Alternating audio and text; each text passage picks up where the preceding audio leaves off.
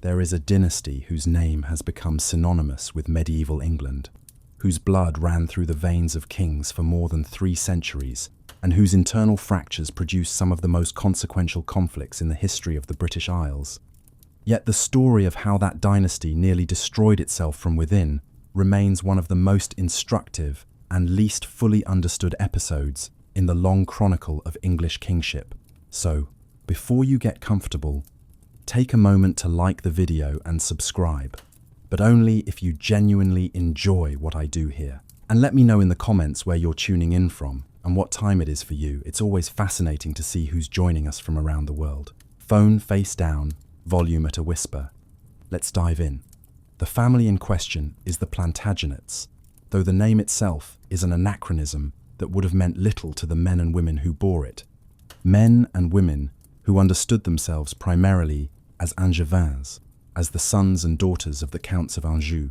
a territory in the western Loire Valley of what is now France, a region of rich agricultural land,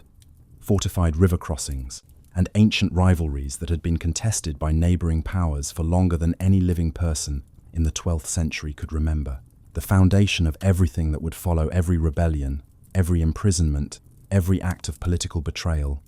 every war between fathers and sons can be traced to the particular circumstances of the Angevin inheritance and to the character of the man who first brought that inheritance to England's throne. Geoffrey of Anjou, the father of the dynasty, was a figure whose reputation oscillated between military brilliance and personal ruthlessness. A count who had married into the English royal line by taking Matilda, the daughter of Henry I, as his wife in the year 1128, a union that was not arranged out of love or even particular diplomatic warmth, but out of the cold necessity of succession, since Henry I's only legitimate male heir had drowned in the catastrophe of the White Ship in the year 1120, and the English king had found himself in the position of having to designate a daughter as his successor in a political culture that had never accepted a ruling queen. The marriage of Geoffrey and Matilda produced, in the year 1133, a son who would be named Henry, a child born into a world already saturated with inherited conflict, a world in which his mother's claim to the English throne was disputed by her cousin Stephen of Blois, in which his father's ambitions in Normandy were generating the kind of sustained military pressure that would define the political landscape of northwestern Europe for the next 2 decades, and in which the very concept of orderly succession had been so thoroughly destabilized by Henry I's death in 1135 that the subsequent 19 years of civil war, the period that English chroniclers would come to call the Anarchy, had left the kingdom's administrative and institutional fabric in a condition that would require years of patient reconstruction. It is within this context of inherited instability, of a kingdom bled white by factional warfare, of a nobility that had learned to exploit royal weakness for territorial gain, and of a church that had developed its own agenda with respect to the boundaries between spiritual and secular authority, that the story of the family that tore medieval England apart properly begins, because the particular genius of the Plantagenet catastrophe lies not in any single act of treachery or violence, but in the systematic way in which the very strengths of the dynasty, its energy, its intelligence, its territorial ambition, its refusal to accept limitation became the instruments of its self-destruction. Henry II, who came to the English throne in the year 1154 following the death of Stephen of Blois under the terms of the Treaty of Wallingford, was by any reasonable measure one of the most capable rulers medieval Europe had ever produced. A man of ferocious physical energy, prodigious legal and administrative intelligence, and a territorial empire that stretched from the Scottish border to the Pyrenees, encompassing England, Normandy, Anjou, Maine, Touraine, and through his marriage to Eleanor of Aquitaine, the vast duchy of Aquitaine itself, a collection of territories so extensive that governing them demanded a constant itinerant existence, a perpetual motion across channel and continent that would characterize his reign from its opening years to its devastating conclusion. Yet it was precisely this man, this extraordinary administrator and conqueror, who would spend the final decade of his life fighting not against foreign enemies but against his own sons, his own wife, and, in the most devastating episode of all, against the memory of his murdered friend, and it is in understanding how a king of such exceptional ability produced the conditions for his own overthrow by his own blood that the deeper logic of the Plantagenet tragedy reveals itself. The 12th century was an era in which the relationship between a king and his sons was structurally unlike anything that the modern political imagination can easily comprehend, because in an age before the clear codification of primogeniture as the unambiguous rule of succession, in an era when territories were still understood in many respects as family property to be divided and managed rather than as unified political entities to be inherited intact, and in a culture in which the training of young noblemen specifically oriented them toward martial independence and territorial lordship, a king who possessed multiple male heirs was almost inevitably also a king who possessed multiple potential rivals, and Henry II, who would father 4 surviving sons, Henry, Richard, Geoffrey, and John, created through the very act of legitimate reproduction the human material for the catastrophe that would consume him. The England that Henry II inherited in 1154 was not a country at peace with itself. The 19 years of civil war between his mother Matilda and her cousin Stephen of Blois had produced a landscape of private castles built without royal license, of baronial enclaves operating in practice beyond the reach of royal justice, of church lands appropriated during the disorder, of coinage so debased by multiple local issues that economic exchange had been severely disrupted, and of a royal administration whose central records had been so thoroughly disrupted that re-establishing even the basic mechanisms of governance required years of systematic reconstruction. The chronicler Henry of Huntingdon, writing in the middle years of the 12th century, described the suffering of the population during the anarchy in terms that convey something of the cumulative devastation. Villages depopulated, ploughlands abandoned, churches stripped of their ornaments,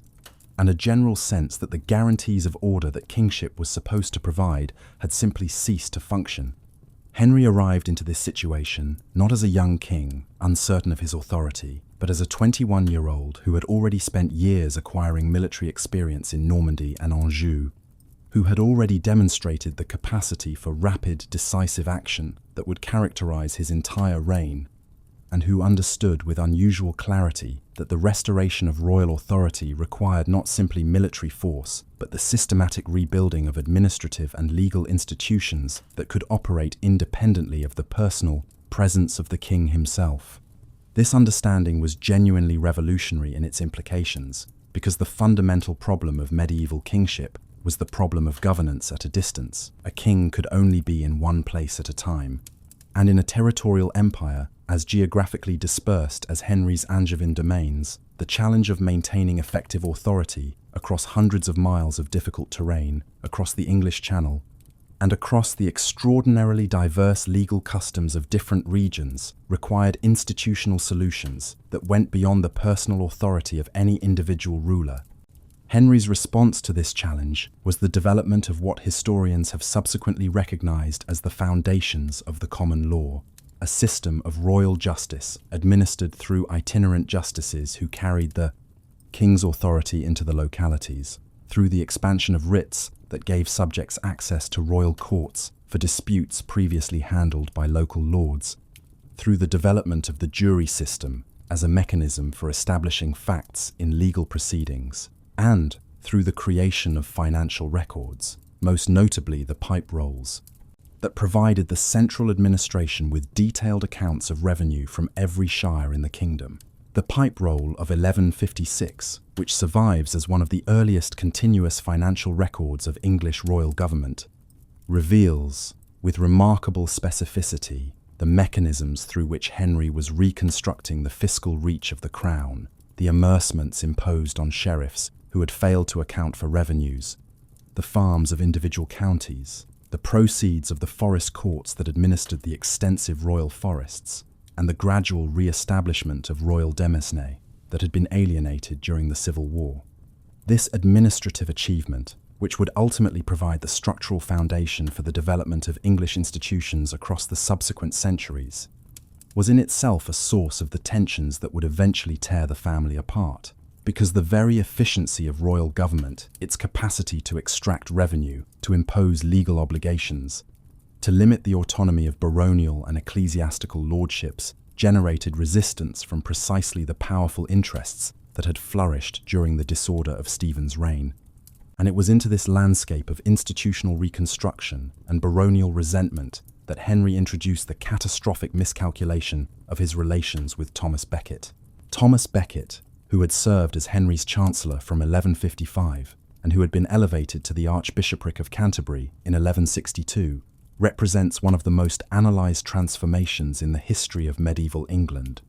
A man who shifted from being the king's closest political associate and intimate companion to becoming the most implacable defender of ecclesiastical independence against royal encroachment. A shift that has been interpreted variously as genuine religious conversion, as political calculation, as personal ambition for the martyr's crown, and as the product of a particular kind of character that required an absolute commitment to whatever role it occupied at any given moment. The conflict between Henry and Becket was not simply a personal quarrel, though it eventually generated the kind of personal animosity that personal quarrels produce when the parties are both of exceptional intelligence and neither is capable of compromise without feeling that the compromise constitutes a fundamental betrayal of everything they represent. At its core, the dispute was about the boundary between royal and ecclesiastical jurisdiction, a boundary that had been contested throughout the medieval period and that had become particularly acute in England since the Norman conquest of 1066 had introduced a more systematic relationship between the crown and the church. The specific issue that brought the conflict into the open was the question of criminus clerks, men in holy orders who had committed serious crimes and who, according to the church's position, were subject only to ecclesiastical courts that could not impose the death penalty and that therefore produced punishments that Henry regarded as manifestly inadequate to the gravity of offences that included murder, rape, and robbery. The Constitutions of Clarendon, which Henry promulgated in 1164, represented his attempt to codify the customary practices of his grandfather, Henry I's reign, as the basis for the relationship between crown and church, and Becket's eventual refusal to accept those constitutions, after an initial wavering acceptance that he subsequently repudiated, transformed the dispute from a jurisdictional disagreement into a fundamental confrontation about the nature of authority itself. The subsequent years brought Becket's exile to France, sustained diplomatic manoeuvring by both parties, and a series of attempted reconciliations that each collapsed before it could produce a genuine settlement, until the moment in December of 1170, when Henry, in a rage generated by news that Becket had excommunicated bishops who had participated in the coronation of his son, Henry the young king, uttered words whose precise form has been disputed by chroniclers, but whose effect was not 4 knights, Reginald Fitzurse, William de Tracy, Hugh de Morville, and Richard le Breton. Heard in those words, a commission for action rode to Canterbury, and on the 29th of December, 1170, murdered Becket in his own cathedral, creating a martyr whose cult would spread with extraordinary rapidity across the whole of Christendom, and whose tomb at Canterbury would become one of the most visited pilgrimage sites in medieval Europe. The consequences of Becket's murder for Henry were profound and enduring. He was required to perform public penance, most spectacularly at Canterbury in 1174. He was required to abandon the most contentious provisions of the Constitutions of Clarendon, and he was left with the enduring association between his name and the murder of a saint, an association that his enemies would exploit throughout the remaining years of his reign. But the murder of Becket, devastating as it was for Henry's reputation and political position, was in a real sense a secondary catastrophe compared to the one that was already being prepared within his own family. Because the Great Rebellion of 1173, in which 3 of his sons, Henry, Richard, and Geoffrey, united with his wife Eleanor and with the kings of France and Scotland to attempt the military overthrow of their father, revealed that the most dangerous enemies Henry faced were not foreign powers or ecclesiastical opponents, the children he had himself created and the woman he had himself chosen as their mother. Eleanor of Aquitaine brought to her marriage with Henry II not only the Duchy of Aquitaine, which doubled the effective territorial base of the Angevin Empire, but also a political intelligence, a sense of personal sovereignty, and a culture of courtly independence that would eventually place her in fundamental opposition to a husband whose conception of royal authority left no room for the kind of autonomous agency that Eleanor regarded as her hereditary right. Their marriage, contracted in May of 1152, only 8 weeks after Eleanor's divorce from King Louis, the Seventh of France, a divorce that had shocked European opinion, not because divorce was impossible, but because Eleanor had maneuvered to achieve it with a speed, determination that suggested the initiative was entirely her own, was in its early years a partnership of genuine political effectiveness. Two extraordinarily capable people whose combined territories and complementary abilities created the most powerful political unit in the Western European world of the 1150s and 60s. Eleanor bore Henry 8 children, 7 of whom survived infancy. Henry, Richard, Geoffrey, Eleanor, Joanna, and John, and her activities during the years of her marriage extended far beyond the domestic into the administrative and diplomatic, with evidence from the pipe rolls and from charter records suggesting that she exercised genuine viceregal authority in England during Henry's absences, and that she maintained in her own right the kind of cultural and political court that her title as Duchess of Aquitaine demanded. The deterioration of their relationship, which is evident from roughly 1167 or 1168 onward, was produced by a combination of factors. Henry's sustained affair with Rosamond Clifford, which was public enough to constitute a deliberate humiliation. Eleanor's deepening resentment at the progressive erosion of her autonomy within a marriage that had become increasingly one-sided in terms of political power, and the growing consciousness that her sons, particularly Richard, who she had designated as her successor in Aquitaine, represented a political future that required her active management if it was to be secured against Henry's tendency to subordinate all other considerations to his own conception of what the Angevin Empire required. The court at Poitiers that Eleanor established in approximately 1168, to which she withdrew with Richard, and which became a centre of troubadour culture, political planning, and according to the evidence that begins to accumulate from roughly 1172 active conspiracy against the king, represents the moment at which the marriage effectively ceased to function as a political partnership and became instead a state of cold warfare, a warfare that would erupt into open military conflict in 1173 in the most devastating internal crisis of Henry's reign. The Great Rebellion of 1173 and 1174, which brought together Henry the Young King, Richard, Geoffrey, Eleanor of Aquitaine, Louis VII of France, William the Lion of Scotland, and a substantial section of the Anglo-Norman baronage in a coordinated military assault on Henry II, was, in its origins, the product of a specific and, in retrospect, entirely foreseeable structural failure in how Henry had managed the expectations of his eldest sons. Henry the Young King, who had been crowned co-king of England in 1170 to secure the succession, a ceremony that had itself been the immediate cause of Becket's final excommunications, was by 1173 a young man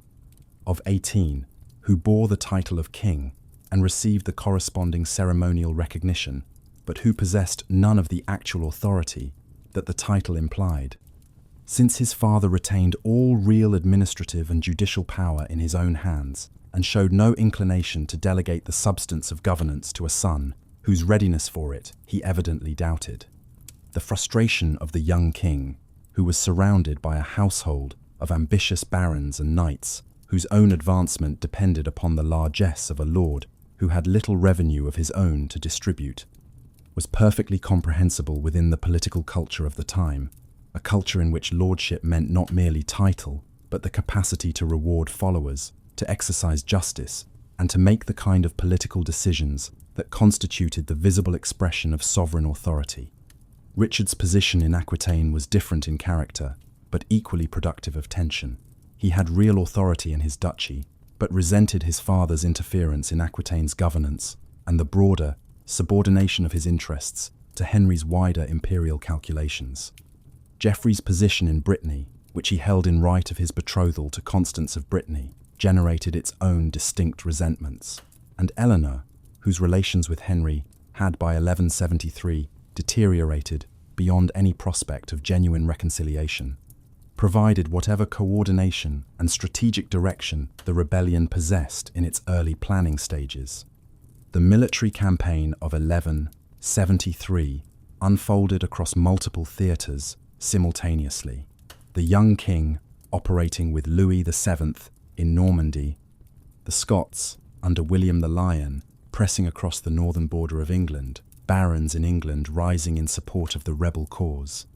and Richard campaigning in Poitou, and the sheer geographical scope of the rebellion was a direct reflection of the geographical scope of Henry's empire, the very scale that was his greatest achievement, becoming simultaneously the medium for the most serious challenge he had ever faced.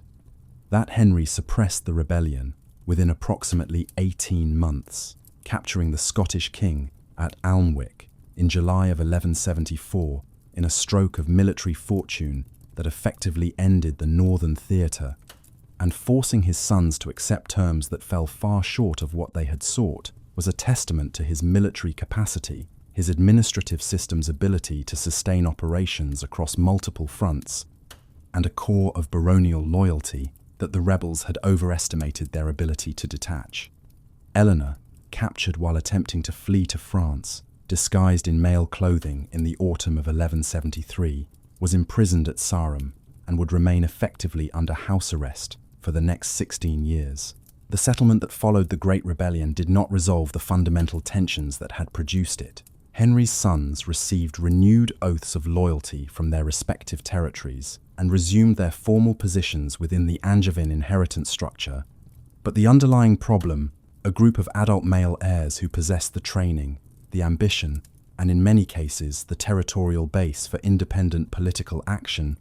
yet who were systematically denied the real exercise of sovereign authority by a father who trusted no one, remained as structurally explosive as ever. The subsequent decade of Henry's reign, from 1174 to 1183, was marked by a sustained and ultimately futile effort to manage the competing ambitions of his sons through a combination of concessions, withdrawals of concession, and the kind of elaborate territorial reorganization that produced short-term stability at the cost of long-term clarity. The young king was given increased financial allowances, but still no real authority. Richard was confirmed in Aquitaine, but found his duchy's governance increasingly subjected to paternal oversight. Geoffrey was confirmed in Brittany and demonstrated the most consistently political intelligence of the three elder sons, though the direction in which that intelligence was deployed was rarely aligned with his father's interests. John, the youngest,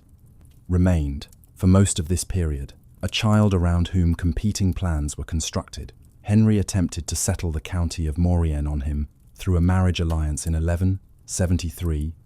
a plan that collapsed when the Count of Maurienne died without male heirs, and John's eventual designation as Lord of Ireland, formalized in 1177, was an attempt to create a territorial position for the youngest son that would not disrupt the existing distribution of the major territories among his brothers. The court of Henry II in these middle years of his reign was a place of extraordinary political complexity, a place in which alliances shifted with a rapidity that the historical record can only partially capture, in which the young king's household contained many of the most prominent knights of the age, William Marshal among them, a figure whose career would eventually span the reigns of 5 Plantagenet kings, and in which the management of competing baronial interests, ecclesiastical demands, and filial ambitions required a level of sustained political intelligence that even Henry, for all his remarkable capacity, found increasingly difficult to maintain. The fundamental problem was one that Henry had created through the very success of his early reign by building an administrative system that concentrated real power in the crown. He had made the exercise of that power addictively difficult to share, and by training his sons for lordship while denying them its substance, he had created in each of them precisely the kind of frustrated political energy that in the medieval world almost inevitably found expression through military conflict. The death of the young King Henry in June of 1183, from dysentery contracted during a campaign of pillaging in the Limousin, a campaign that the young king, chronically short of money and surrounded by unemployed knights, had undertaken in desperation after his father refused to make further territorial concessions, altered the succession dynamics of the Angevin Empire in ways that immediately generated new tensions. With the death of the designated heir to England and Normandy, Richard, hitherto heir to Aquitaine alone, became the presumptive successor to the entire Angevin inheritance, a development that required a corresponding rearrangement of the territorial distribution among the surviving sons. Henry proposed that Richard should yield Aquitaine to John, the youngest son, a proposal that Richard refused with a vehemence that reflected not merely territorial self-interest, but a fundamental assessment of where the real power of the Angevin Empire resided. Aquitaine was the richest and most culturally prestigious of the Angevin territories, the duchy from which Eleanor of Aquitaine had derived her independent status, and Richard had spent the decade since 1173 establishing himself as its effective ruler through a series of military campaigns against baronial revolt that had demonstrated his military gifts with exceptional clarity. Henry's insistence on the reallocation and Richard's refusal produced a new round of conflict in which Richard, allied with Philip Augustus of France, Louis VII, had died in 1180, and Philip Augustus, his son and successor, was proving to be a far more strategically capable and dangerous opponent than his father had been, and began conducting joint military operations against Henry's remaining territories in a campaign that the aging king, now suffering from a fistula and the accumulated physical consequences of decades of relentless activity, found increasingly difficult to counter effectively. Geoffrey, the third son, had died in August of 1186, killed in a tournament in Paris, leaving behind a pregnant wife, Constance of Brittany, whose posthumous son Arthur would eventually become a central figure in the succession crisis of the following generation. Henry's youngest son, John, who had repeatedly been positioned as the king's favourite and the potential beneficiary of territorial redistribution at his brother's expense, ultimately betrayed his father in the summer of 1189 by joining Richard and Philip Augustus's coalition, a betrayal that contemporaries understood as the final and most devastating blow to a king who had already been defeated militarily and who learned of John's defection while lying ill at Chinon. Henry II died on the 6th of July, 1189, his last recorded words an expression of contempt for the sons who had destroyed him, and the Angevin Empire passed to Richard, who would prove to be, in many respects, his mother's son rather than his father's. Richard I's succession in August of 1189 inaugurated a reign that would prove to be one of the most militarily celebrated and administratively neglected in the history of the English monarchy. Richard spent less than 6 months of his 10-year reign in England, a fact that has generated both romantic admiration, the warrior king, absent on crusade, engaged in the great military enterprise of the age, and sustained criticism from those who emphasize the extraordinary fiscal burden imposed on England to fund first the Third Crusade and then the ransom required to secure Richard's release from the captivity of Duke Leopold of Austria. Eleanor of Aquitaine, released from her effective imprisonment on the death of Henry II, immediately resumed an active political role that demonstrated the preservation across 16 years of imprisonment of both her political intelligence and her administrative competence. She supervised the arrangements for Richard's coronation, managed the political situation in England during his crusade preparations, and undertook, in the winter of 1190 and 91, the extraordinary journey across the Alps to escort Berenguela of Navarre, Richard's intended queen, from Navarre through France and Italy to Sicily, where Richard was wintering before proceeding to the Holy Land. This journey, undertaken by a woman in approximately her 70th year, across some of the most difficult terrain in Western Europe in the depths of winter, provides perhaps the most vivid single illustration of Eleanor's remarkable physical and political vitality. The Third Crusade itself, which Richard conducted from 1191 onward, was in military terms an impressive achievement. The victory at Arsuf in September of 1191, the recapture of Acre, the systematic fortification of the coastline, and Richard's reputation as a military commander was confirmed in ways that would endure across centuries of historical assessment. But the Treaty of Jaffa, concluded in September of 1192, which left Jerusalem in Muslim hands while securing Christian pilgrimage access to the Holy City, was a settlement that fell short of the Crusade's stated objective, and Richard's decision to return to Europe by sea through the Adriatic, where he was shipwrecked and then captured by Duke Leopold of Austria in December of 1192, transformed a military campaign of qualified success into a political crisis of the first order. The ransom demanded for Richard's release, 100,000 marks of silver, an amount equivalent to roughly twice the annual revenue of the English crown, imposed on England, a burden of taxation whose collection Eleanor supervised with a combination of administrative efficiency and political determination that stands as one of the most remarkable examples of late 12th century governance. The letter that Eleanor wrote to Pope Celestine III during Richard's captivity, preserved in the collection of letters compiled by Peter of Blois, is a document of sustained rhetorical power in which the aged queen accuses the Pope of passivity in the face of an injustice that contradicted the most fundamental principles of ecclesiastical law. Richard was a crusader,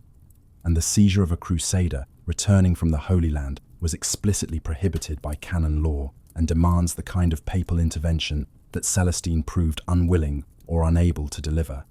Richard was eventually released in February of 1194 at Mainz, after the payment of a substantial portion of the ransom, and returned to England for the last time before sailing to France to reclaim the territorial concessions that Philip Augustus had made during his captivity. The remaining years of Richard's reign, from 1194 to 1199, were dominated by the sustained military conflict with Philip Augustus, a conflict fought across Normandy, Berry, and the borderlands of the Angevin domains, and punctuated by the construction of Château Gaillard on the Seine above Les Andelys, a fortress of such advanced military design that Richard reportedly boasted he could hold it even if its walls were made of butter. Richard died on the 6th of April, 1199, from a wound sustained at the siege of the castle of Châlus-Chabrol in the Limousin, a castle he was besieging in pursuit of a buried treasure supposedly found on the lands of his vassal, the Viscount of Limoges, dying, in an episode of extraordinary historical irony, in circumstances whose pettiness contrasts with everything that his reign's mythology suggested his death should have been. The death of Richard I, without legitimate issue, precipitated a succession crisis that would prove to be among the most consequential in English medieval history, a crisis whose resolution produced a king whose reign would end in the first major constitutional limitation of royal power in English history, and whose failures of governance and military capacity would cost the Plantagenet Empire greater part of its French territories within 5 years of its beginning. The competing claimants were John, Richard's youngest brother, and Arthur of Brittany, the posthumous son of Geoffrey, Richard's third brother, who had died in 1186. The question of which claim was stronger, the claim of a brother, based on the principle that a king's sibling stood in closer relation to the previous king than a nephew, or the claim of a nephew, based on the emerging principle that the son of an older brother should take precedence over a younger brother, was genuinely contested by contemporary legal thinking, and the outcome of the competition between John and Arthur would ultimately depend not on the resolution of this abstract legal question, but on the practical capacities of the two claimants to secure the loyalty of the barons, territories whose support would determine the outcome. Eleanor of Aquitaine, moving with a speed and physical endurance that continued to astonish contemporaries, travelled through Aquitaine in the winter of 1199 and 1200, securing homage from the duchy's barons for John, a tour de force of personal political authority that effectively denied Arthur the base in the southwest that he would have needed to mount a serious challenge to John's position. The Treaty of Le Goulet, concluded in May of the year 1200 between John and Philip Augustus, recognized John as Richard's successor in exchange for territorial and financial concessions that many contemporary observers regarded as excessive. Concessions that earned John the unflattering epithet of John Softsword among his contemporaries, and that signalled to those capable of reading the diplomatic landscape accurately that the Plantagenet Empire's capacity to defend itself against sustained French pressure had been materially weakened. The years between 1200 and 1204 would confirm the worst implications of that assessment. John's marriage to Isabel of Angoulême in the autumn of 1200, contracted while Isabel was already betrothed to Hugh de Lusignan, a powerful baron of Poitou, produced the immediate pretext for the military crisis that would strip John of his French territories. The Lusignans appealed to Philip Augustus as John's feudal overlord for the resolution of what they described as a grave injustice, and when John failed to appear at the French court to answer the charges against him, claiming that as King of England he was not subject to French judicial proceedings, in the same way as an ordinary vassal, Philip declared all of John's French fiefs forfeit for contumacy and began the military operations that would, by the spring of 1204, result in the conquest of Normandy, a territory that had been held by the English crown continuously since the Norman conquest of 1066. The speed and completeness of Normandy's fall reflected a combination of factors: Philip Augustus's military and diplomatic skill, the inadequacy of John's response, the disillusionment of the Norman baronage with a king who seemed more interested in pursuing Isabel across Poitou than in defending his territories, and the fundamental structural weakness of a government whose administrative efficiency could not substitute for the military presence that the defence of extended frontiers required. Eleanor of Aquitaine died in the first week of April of 1204 at the Abbey of Fontevraud, where she had taken the veil, an abbey that would serve as the dynastic mausoleum of the Plantagenet family, housing the tombs of Henry II, Richard I, and Eleanor herself among the painted effigies that have survived, against all historical odds, to the present day. The loss of Normandy, Maine, Anjou, and Touraine in 1204 transformed the political geography of the Plantagenet monarchy in ways from which it never fully recovered. The English baronage was confronted with the choice of which side of the Channel to commit to those who chose. France lost their English lands. Those who chose England lost their Norman lands, and the result was the emergence of a more distinctly English baronial class whose interests were bound more exclusively to England than those of their predecessors had been. A class that would, within a generation, provide the human material for the constitutional movement that produced Magna Carta. John's efforts to recover his French territories dominated the remainder of his reign, driving the fiscal demands that generated baronial resistance, producing the campaigns that consistently failed, and creating the political conditions in which the king's relations with the church, already strained by a dispute over the appointment of the Archbishop of Canterbury that produced a papal interdict on England from 1208 to 1213, collapsed entirely, to be repaired only through John's submission to Pope Innocent III in 1213, a submission that made England technically a papal fief, and that added ecclesiastical resentment of royal demands to the baronial resentment already well established. The campaign of 1214, the final major attempt by John to recover his French territories, ended in the disaster of the Battle of Bouvines in July of that year, where the allied force of John's nephew Otto of Brunswick and a coalition of Flemish and Rhenish allies was decisively defeated by Philip Augustus, a defeat that effectively ended any realistic prospect of the recovery of the lost territories, and that left John politically exposed in England to the baronial coalition that had been building its grievances for the better part of a decade. The road to Magna Carta runs directly through the accumulated failures of John's reign, through the fiscal exactions, the arbitrary justice, the military disasters,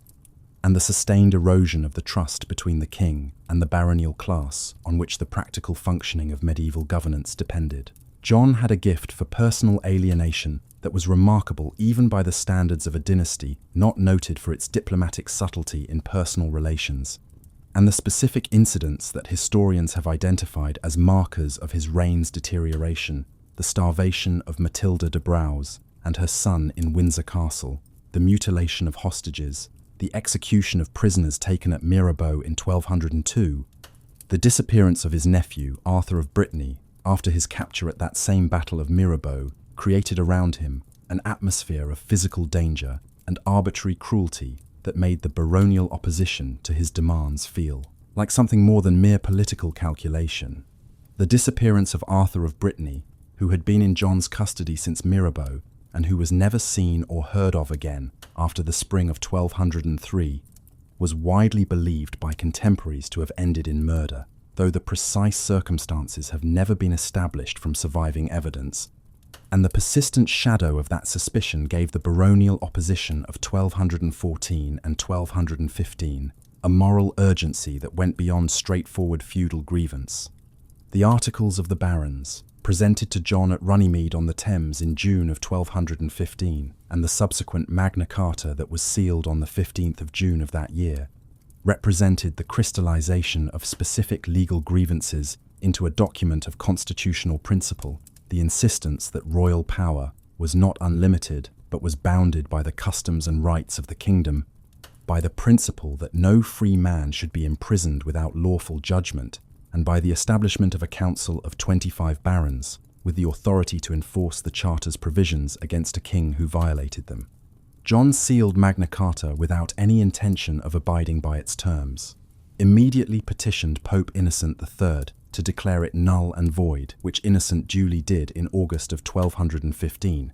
describing it as shameful, demeaning, illegal, and unjust, and began the military operations against the baronial coalition that would produce the First Barons' War, a conflict that would bring a French prince, Louis, the son of Philip Augustus,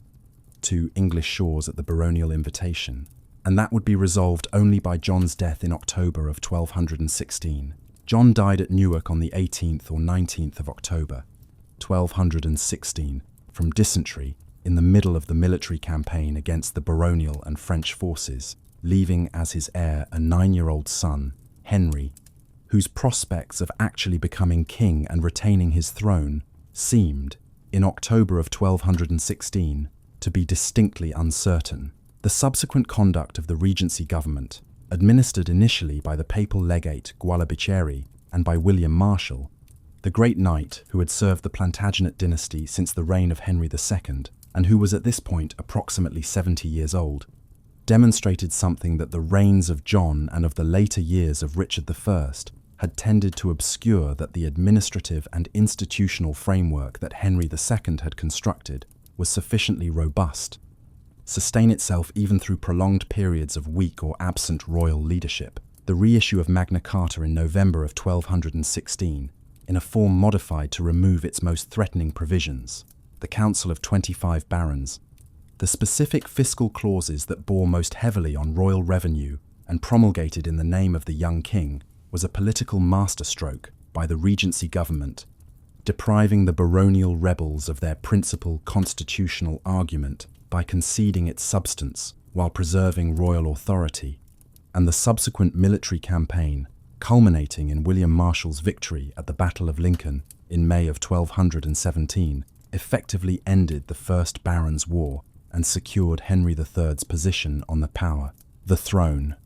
The expulsion of the French and the formal conclusion of hostilities through the Treaty of Lambeth in September of 1217 closed the most acute phase of the crisis that John's reign had generated. But the underlying constitutional question that Magna Carta had raised the question of the limits of royal authority and the mechanisms through which those limits could be enforced remained as unresolved as ever, to be contested again in the baronial reform movement of the 1250s and 60s, in the conflicts of Edward II's reign, and in the crises of the later Plantagenet period. Henry III's reign, which lasted from 1216 to 1272, was, in its longevity, 56 years, the longest of any medieval English king, and in its constitutional character, it represented in many respects the obverse of his grandfather, Henry II's achievement, a reign of considerable cultural and religious enthusiasm. Henry was the patron of the rebuilding of Westminster Abbey in the French Gothic style, a project that consumed enormous quantities of royal revenue and that produced one of the finest examples of 13th century architecture in northwestern Europe. Combined with chronic political miscalculation, factional division, and the gradual erosion of the king's ability to maintain the confidence of the baronial class, whose cooperation the effective functioning of medieval governance required.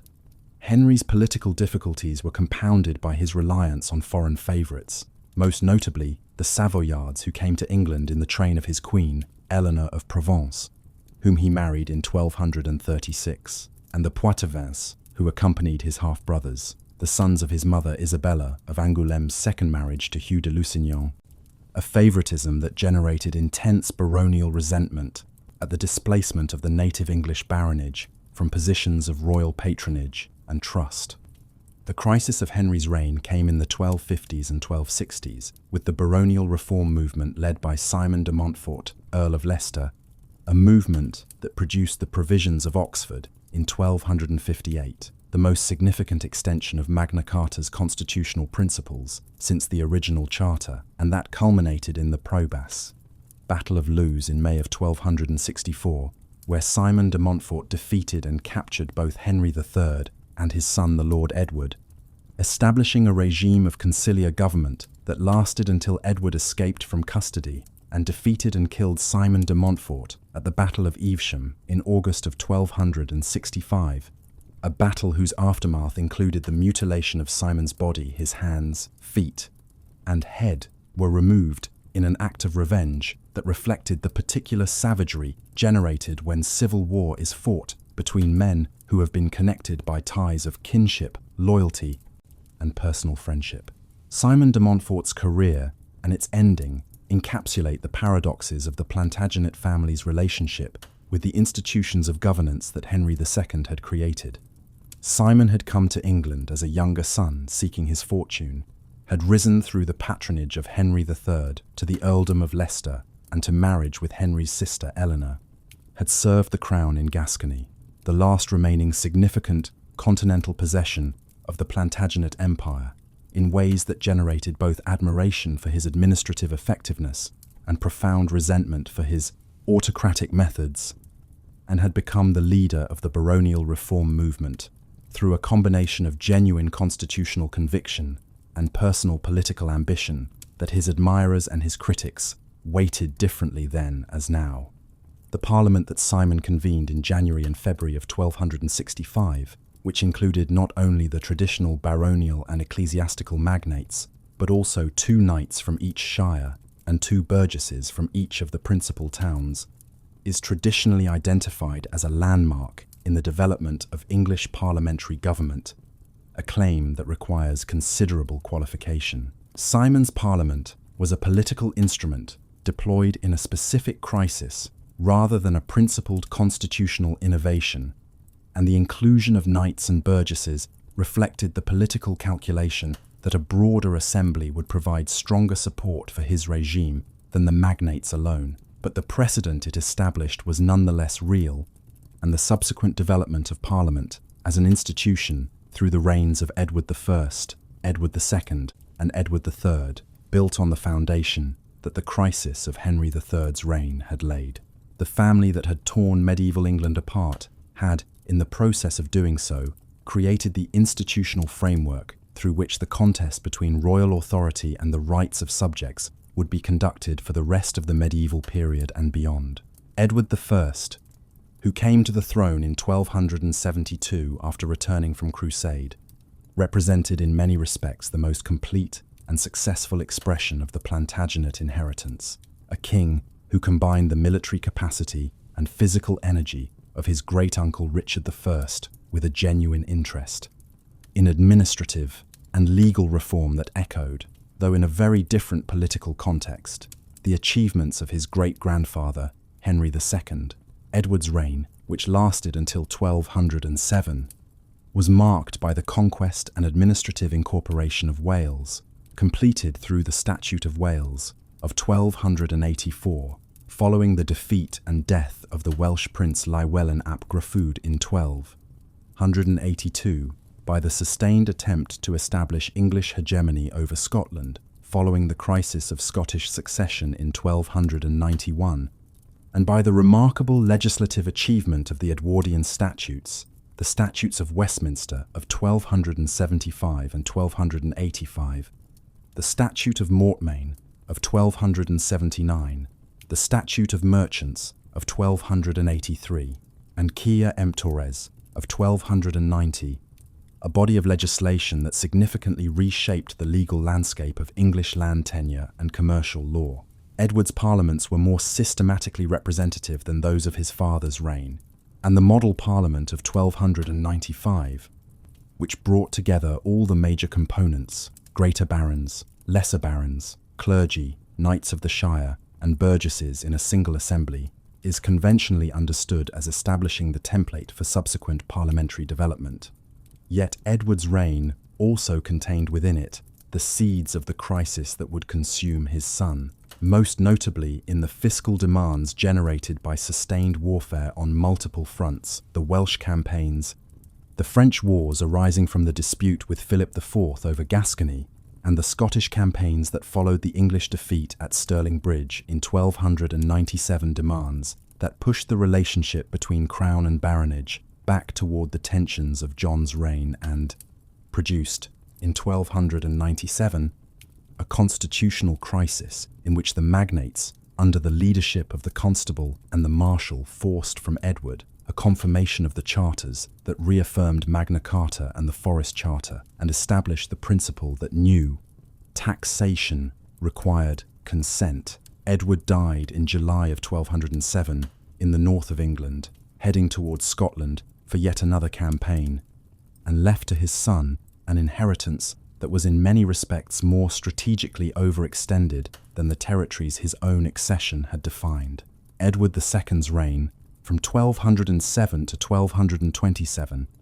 represents in miniature a recapitulation of many of the structural problems that had afflicted the Plantagenet dynasty from the beginning. A king of limited political intelligence and chronic personal misjudgment, surrounded by favourites whose elevation to royal patronage generated baronial resentment, operating within a constitutional framework whose demands he could neither fully satisfy nor successfully resist,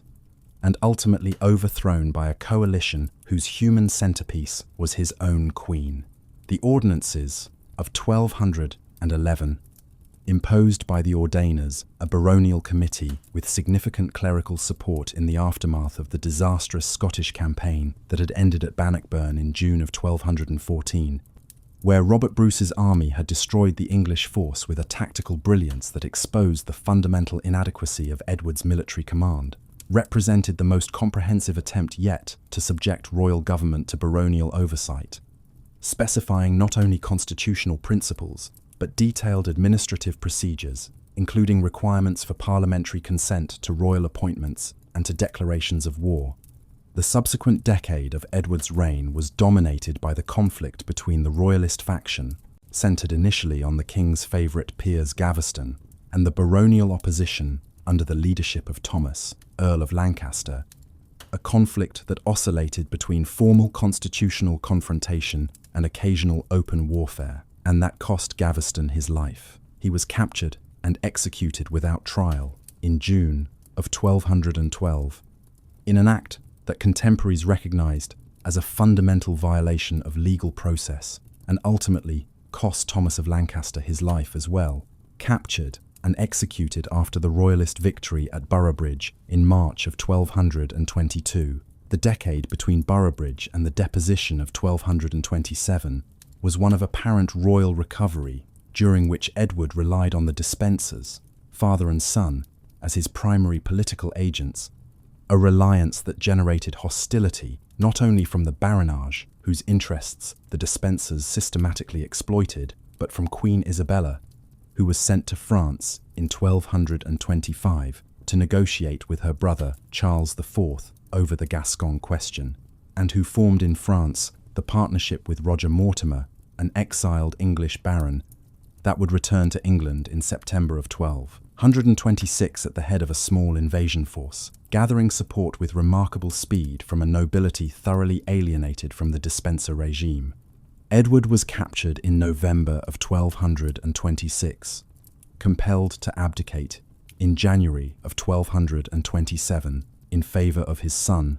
and murdered at Berkeley Castle in September of 1227 in circumstances whose horror was reflected in the legends that immediately began to accumulate around his death. The deposition of Edward II was an event without precise precedent in English history. English kings had been murdered, had died in battle, had died in captivity, but had not previously been formally deposed through a parliamentary process that transferred their authority to a successor while they still lived. And the precedent it established was one that would haunt the Plantagenet dynasty for the rest of its existence. Edward III, who came to the throne at the age of 14 in 1227 and who would reign until 1377, represents in his early decades the most successful assertion of Plantagenet kingship since the reign of Henry II, a king who restored the military prestige of the English crown through the victories of Crécy in 1346 and Poitiers in 1356, who established the Order of the Garter in approximately 1348 as a vehicle for the cultivation of martial chivalry and aristocratic solidarity, and who built through the Black Prince, his eldest son Edward, the prospect of a dynastic continuation that seemed, in the 1350s, to promise a straightforward resolution to the succession question that had so frequently destabilized the dynasty. The 100 Years' War with France, which Edward initiated in 1337 through his claim to the French throne in right of his mother Isabella, was in its first decades a series of remarkable military successes that brought vast quantities of plunder and ransom into England, and that created a culture of military aristocratic participation in royal warfare that temporarily suppressed the domestic political tensions that had characterized the previous reigns. The Black Death, which arrived in England in 1348 and killed between a third and a half of the population over the subsequent 2 years, transformed the social and economic landscape of England in ways that would produce sustained tension between landlords and labourers throughout the later 14th century. Tension that would erupt in the Peasants' Revolt of 1381, but whose more immediate political consequences were felt in the growing fiscal demands that the French wars imposed on a kingdom whose population and economic capacity had been dramatically reduced. The final decade of Edward III's reign, from approximately 1367 onward, saw the revival with striking symmetry of the dynamics that had consumed Henry II a century and a half earlier, an aging king, a dominant favourite in the person of Alice Perez, a political vacuum created by the incapacity of the heir apparent, for the Black Prince was dying of the illness contracted in Spain during the Castilian campaign, and a circle of royal princes whose competing ambitions created the conditions for the factional conflict that would ultimately produce the crisis of Richard II's reign. Edward III died in June of 1377, reportedly attended only by Alice Perez, who stripped the rings from his fingers as he lay dying, an image whose symbolic resonance contemporaries immediately appreciated as a commentary on the degradation of a reign that had once seemed the consummation of Plantagenet achievement. Richard II, who succeeded at the age of 10, was Edward III's grandson through the Black Prince, and his reign, which lasted until 1399, represents the final chapter of the direct Plantagenet line, a king of real intelligence and genuine artistic sensibility, patron of Geoffrey Chaucer and of the Wilton diptych, deeply committed to an exalted conception of royal dignity and prerogative, and utterly without the political judgment and institutional flexibility that the management of the English baronage required. Richard's early reign was dominated by the regency of his uncles, most notably John of Gaunt, Duke of Lancaster, and by the crisis of the Peasants' Revolt of 1381, in which Richard, at the age of 14, showed remarkable personal courage at Mile End and Smithfield, riding out to meet the rebels after the killing of the Archbishop of Canterbury and the Treasurer, and offering concessions that he had no intention of honouring, a performance of royal authority that temporarily resolved the immediate crisis, while establishing a pattern of royal dissimulation that would characterise much of what followed. The Lords Appellant, a group of magnates including the Duke of Gloucester, the Earl of Arundel, the Earl of Warwick, Thomas Mowbray, and Henry Bolingbroke. The latter, the son of John of Gaunt, imposed their authority on Richard through the merciless Parliament of 1388, executing or exiling his closest associates and establishing a conciliar regime that lasted until Richard reasserted his personal authority in 1389. The decade between 1389 and 1397 was one of apparent political stability, during which Richard rebuilt his position, cultivated a royalist conception of monarchy,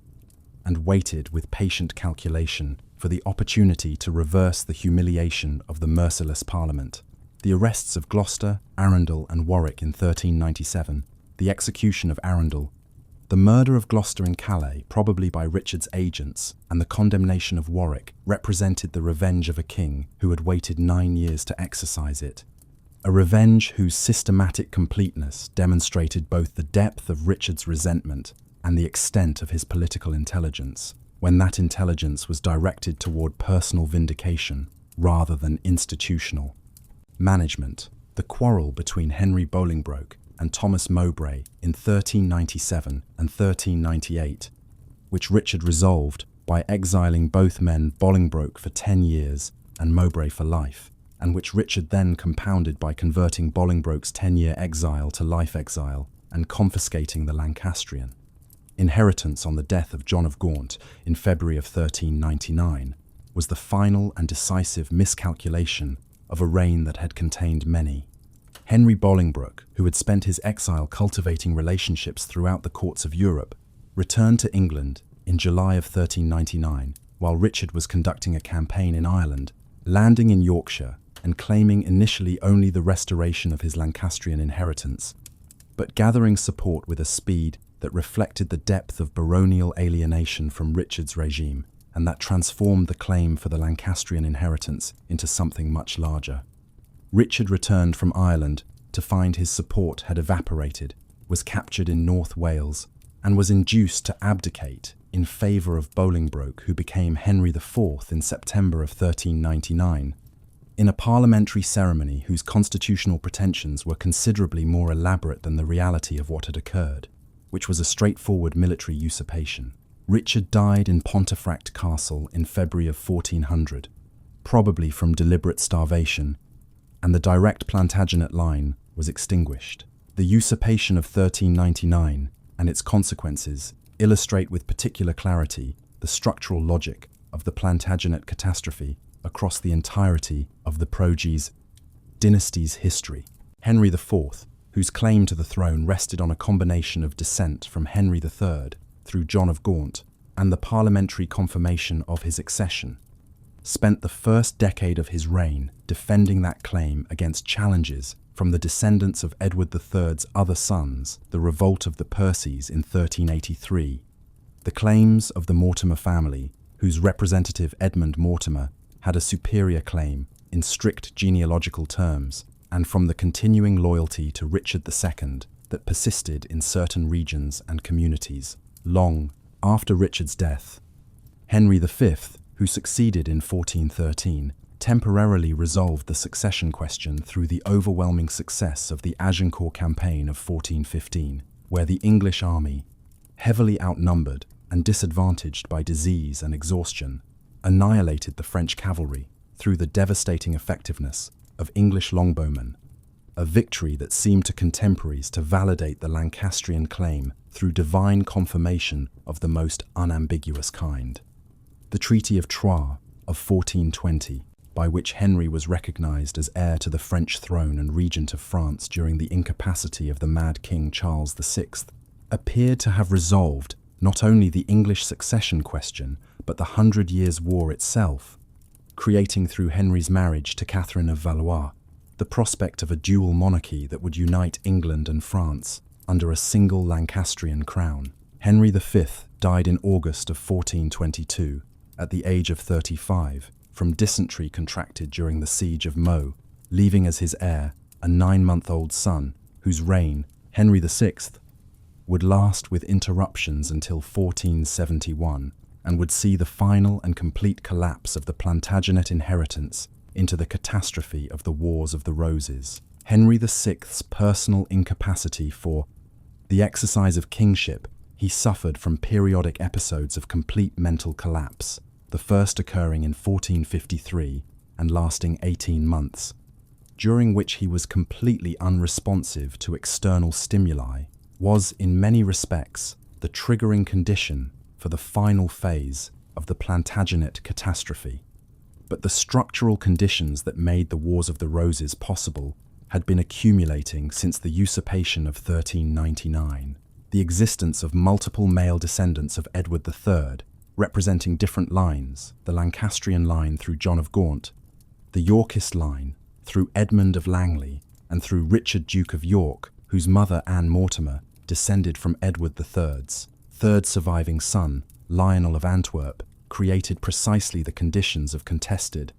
legitimacy that the Plantagenet dynasty had been generating and failing to resolve since the beginning of Henry II's reign. Richard, Duke of York's claim to the throne, which he eventually asserted explicitly in 1460 through the Act of Accord that recognized him as Henry VI's heir, was in strict genealogical terms stronger than Henry VI's own claim, since it ran through the senior line of Edward III's descendants. And the Wars of the Roses were in this respect not merely a factional conflict between noble houses, but the final working out of the consequences of Henry IV's usurpation 3 generations earlier. Richard, Duke of York, was killed at the Battle of Wakefield in December of 1460, but his son Edward, who became Edward IV in March of 1461, following the Yorkist victory at Mortimer's Cross and the defeat of the Lancastrian forces at Towton, the bloodiest battle fought on English soil in the medieval period, with casualties estimated at between 20,000 and 28,000 men, brought the Yorkist claim to its successful conclusion and inaugurated the last phase of the Plantagenet dynasty's story, Edward IV's reign, which lasted with the interruption of the readeption of Henry VI from 1470 to 1471, a period in which Henry was briefly restored to the throne through the military intervention of Richard. Neville, Earl of Warwick, the so-called Kingmaker, was in its settled phase from 1471 to 1483, a period of genuine political stability and administrative effectiveness. A king who understood the financial dimensions of royal governance with unusual clarity and who supplemented royal revenue through commercial activity and through customs farming in ways that reduced the dependency on parliamentary taxation that had been a source of persistent political friction throughout the preceding reigns. Edward's personal life, however, contained within it the material for the final act of the Plantagenet catastrophe, specifically in his secret marriage to Elizabeth Woodville in 1464, a marriage that created the Woodville interest at court. Elizabeth's numerous siblings and relations rising to positions of royal patronage and honour, and that generated the sustained hostility of the older nobility, most notably of Warwick, whose military defection and subsequent alliance with the Lancastrians produced the readeption crisis of 1470 and 1471. More consequentially still, Edward's death in April of 1483, at the age of 40, without the kind of stable political settlement that his reign had otherwise suggested was achievable, left as his heir a 12-year-old boy whose legitimacy would be challenged within weeks of his father's death. The protectorate of Richard, Duke of Gloucester, Edward's younger brother, which Richard exercised on behalf of the young Edward V, following the seizure of the king and the arrest of the leading Woodvilles in April of 1483, and Richard's subsequent seizure of the throne in June of 1483 on the basis of a claim that Edward IV's marriage had been invalid and that his children were therefore illegitimate, represent the last and most compressed expression of the structural dynamic that had operated throughout the Plantagenet dynasty's history, the proximity of ambitious royal brothers to the throne, the contested legitimacy of succession, the substitution of personal force for institutional resolution of the question of who should rule. Edward V and his brother Richard, the princes in the Tower, disappeared from public record in the summer of 1483, almost certainly murdered on Richard III's instructions. Though the evidence does not permit absolute certainty, and Richard ruled for 2 years until the Battle of Bosworth Field in August of 1485, where he was defeated and killed by the forces of Henry Tudor, whose claim to the throne was sufficiently attenuated running through the illegitimate line of John of Gaunt's children by Catherine Swynford to require all the legitimating support that his marriage to Elizabeth of York, the eldest surviving child of Edward IV, could provide. The establishment of the Tudor dynasty at Bosworth in 1485 did not simply end the Wars of the Roses, it ended the Plantagenet dynasty, an entity that had existed as the governing family of England for 3.5 centuries, from the accession of Henry II in 1154 to the death of Richard III in 1485, and that had in the course of those 3.5 centuries created the legal and institutional foundations of what would become the English state. The common law, the parliamentary system, the jury, the exchequer, Magna Carta, the habeas corpus principle, embedded in Magna Carta's protections of free men against arbitrary imprisonment. All of these were products of the conflicts generated by Plantagenet governance, products not of the dynasty's intentions, but of the process by which its excess generated resistance, and its resistance generated institutional response. Henry II had not intended to lay the foundations of English constitutionalism when he created the common law courts and the itinerant justices. He had intended to concentrate royal authority and revenue more effectively than his predecessors. John had not intended to produce Magna Carta, he had intended to crush baronial resistance to his fiscal demands.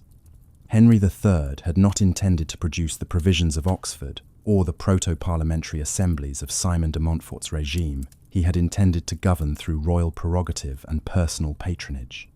Edward II had not intended to produce the ordinances. He had intended to govern through his favourites and to resist baronial constraint on his authority. Richard II had not intended to produce his own deposition.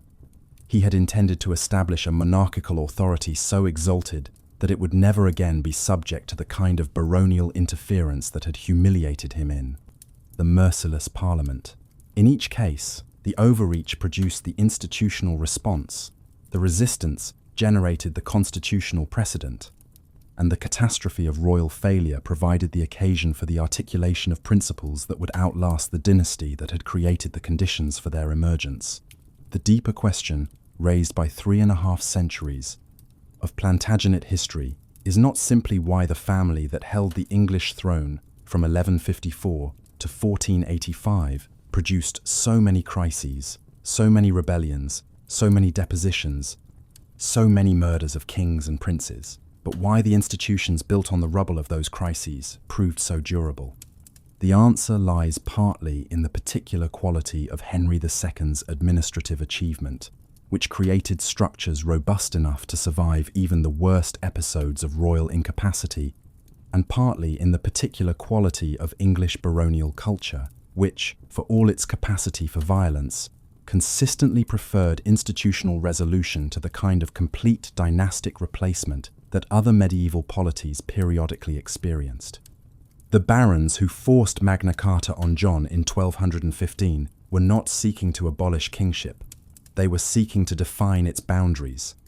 The ordainers who imposed the ordinances on Edward II in 1211 were not seeking to establish oligarchy. They were seeking to subject royal government to baronial oversight within a framework that preserved the fundamental principle of monarchical governance. Simon de Montfort's parliament was not a revolutionary assembly. It was an instrument of factional politics that happened to establish a constitutional precedent. Even the depositions of Edward II and Richard II were conducted through quasi-parliamentary procedures that sought to legitimize the transfer of power through the appearance of constitutional process, however inadequate that appearance was to disguise the underlying reality of force. The family that tore medieval England apart did so, paradoxically, in ways that created the institutional sinews through which the country could hold itself together, and the catastrophe of the Plantagenet dynasty remains, in this respect, one of the most generative failures in the history of European political development. The personal dimensions of the Plantagenet catastrophe should not be obscured by the institutional analysis that history has retrospectively imposed upon it, because behind the constitutional principles and the administrative innovations and the military campaigns lay the specific suffering of specific human beings caught in the mechanisms of a political culture that they had inherited rather than chosen. The sons who rebelled against Henry II had not chosen to be born into a family whose conception of lordship created in them the expectation of sovereign authority that their father's grip on power perpetually deferred.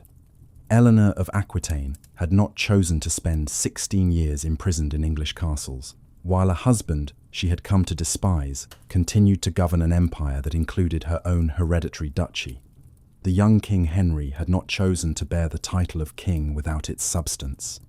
to be maintained in a state of ceremonial kingship that satisfied neither his dignity nor his political ambitions, and that left him dependent on a father's generosity that was never quite equal to the needs his position created. Arthur of Brittany had not chosen to be born the posthumous son of a man who died before he could secure his own inheritance, to be the focus of competing claims, to fall into the hands of an uncle whose treatment of rivals was the subject of the darkest speculation, even among contemporaries. The princes in the Tower had not chosen to be the sons of a king whose unexpected death left them without the protections that a mature political settlement would have provided. The personal tragedies accumulated across 3.5 centuries of Plantagenet rule, the murders, the imprisonments, the exiles, the forced renunciations constitute a chronicle of human suffering that should not be dissolved into the institutional achievements that those tragedies indirectly produced. History has a tendency to justify the means by the ends when the ends are sufficiently grand, to find in the suffering of individuals the necessary cost of institutional progress, to treat the deaths of Richard II and the princes in the Tower as somehow less significant than the constitutional developments that their reigns eventually precipitated. The Plantagenet dynasty resists this kind of retrospective justification because the human costs of its internal conflicts were too specific and too documented to be easily absorbed into the comfortable narrative of institutional progress, and because the suffering generated by the family's successive crises was borne not only by kings and princes, but by the populations of the territories across which those crises were fought, the English and Norman barons who lost lands and lives in the civil wars of Henry II's later reign, the English population subjected to the punitive taxation of John's reign and the French wars, the populations of Wales and Scotland subjected to the military campaigns of Edward I, and the English countryside repeatedly ravaged by the armies that fought the Wars of the Roses. What the Plantagenet dynasty ultimately demonstrates is that political institutions are not created by the wisdom of rulers, but by the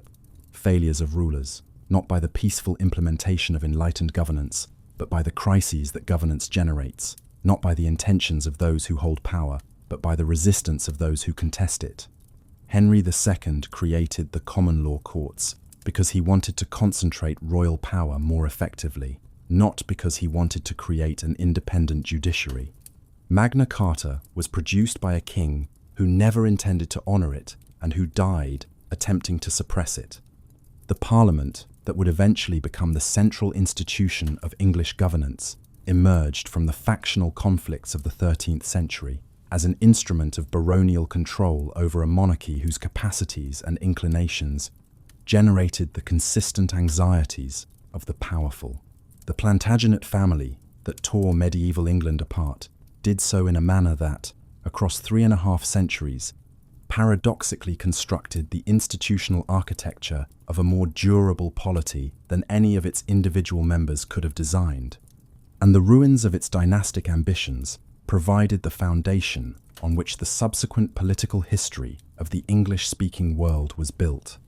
The line that runs from Henry II's itinerant justices to the rule of law, from Magna Carta to habeas corpus, from Simon de Montfort's Parliament to the Westminster model of democratic governance, is not a straight line and not a conscious construction, but it is a real one, and its origins lie in the specific catastrophes the specific rebellions, the specific murders and imprisonments and depositions and betrayals of a family that could not live peacefully with itself, whose members were too gifted, too ambitious, and too thoroughly trained in the exercise of power to accept the limitations that would have been required for domestic harmony, and whose failure to achieve that harmony produced, in ways that none of them could have anticipated or intended, some of the most enduring contributions to the political inheritance of the modern world. There is a dynasty whose name has become synonymous with medieval England, whose blood ran through the veins of kings for more than 3 centuries, and whose internal fractures produced some of the most consequential conflicts in the history of the British Isles. Yet the story of how that dynasty nearly destroyed itself from within remains one of the most instructive and least fully understood episodes in the long chronicle of English kingship. The family in question arrived in England not as an English family at all, but as a continental one, carrying with it the accumulated grudges, territorial ambitions, and political habits of the Loire Valley,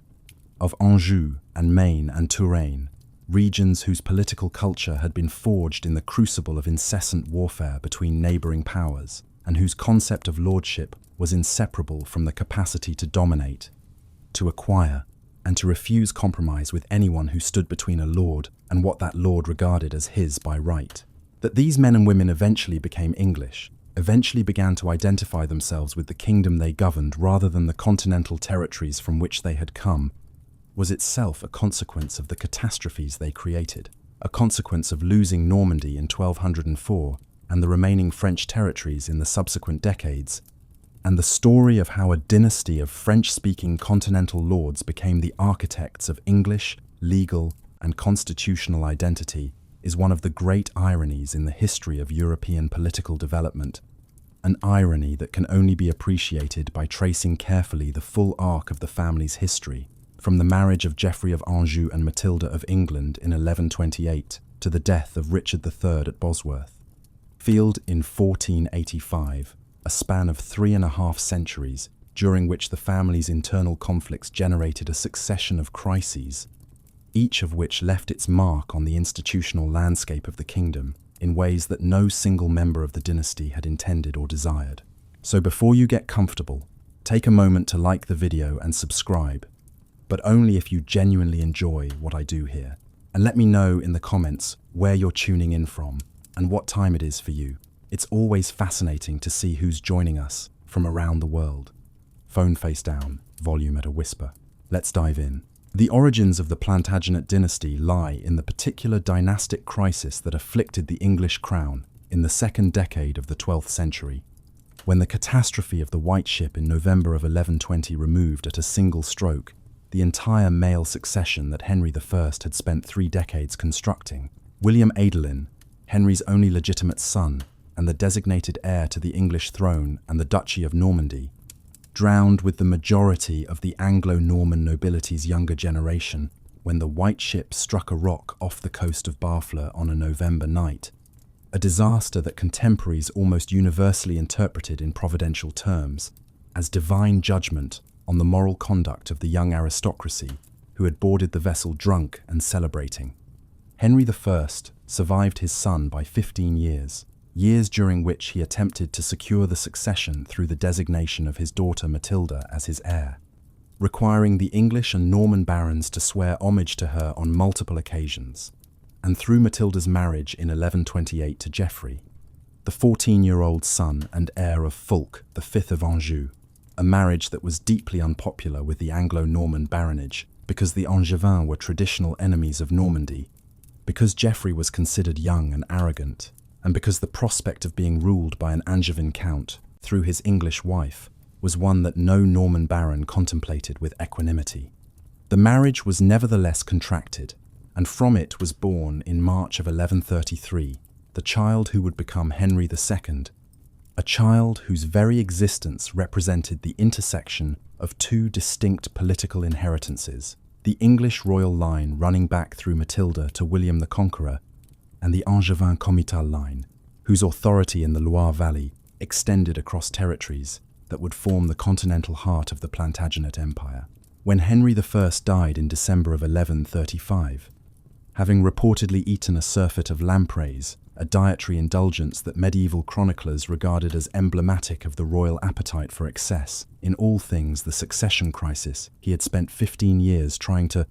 prevent materialized with devastating speed, as his nephew Stephen of Blois, son of Henry I's sister Adela, and her husband Stephen of Blois, crossed the Channel and secured his coronation in London before Matilda could act, an usurpation that the baronage accepted with a speed reflecting their deep unease about the prospect of governance under a woman and her Angevin husband. The civil war that followed, the period English chroniclers called the Anarchy, lasted in its most intense phase from approximately 1139, when Matilda arrived in England, to 1148, when she permanently left. Though the fighting continued in various forms until the Treaty of Wallingford in 1153 formally designated Matilda's son Henry as Stephen's heir, a settlement that recognized the reality that Stephen's support had eroded irretrievably and that Henry, who had already demonstrated his military capacity through campaigns in England and through the conquest of Normandy from his base in Anjou, represented the only viable succession candidate. Stephen died in October of 1154, Henry succeeded peacefully, and the Plantagenet dynasty properly began. The England that Henry II inherited in 1154 bore the marks of 19 years of civil war with depressing clarity. Castles, built without royal license, what contemporaries called adulterine castles, though the precise application of the term is contested in the scholarship, dotted the landscape as testimony to the baronial independence that had flourished during the disorder of Stephen's reign,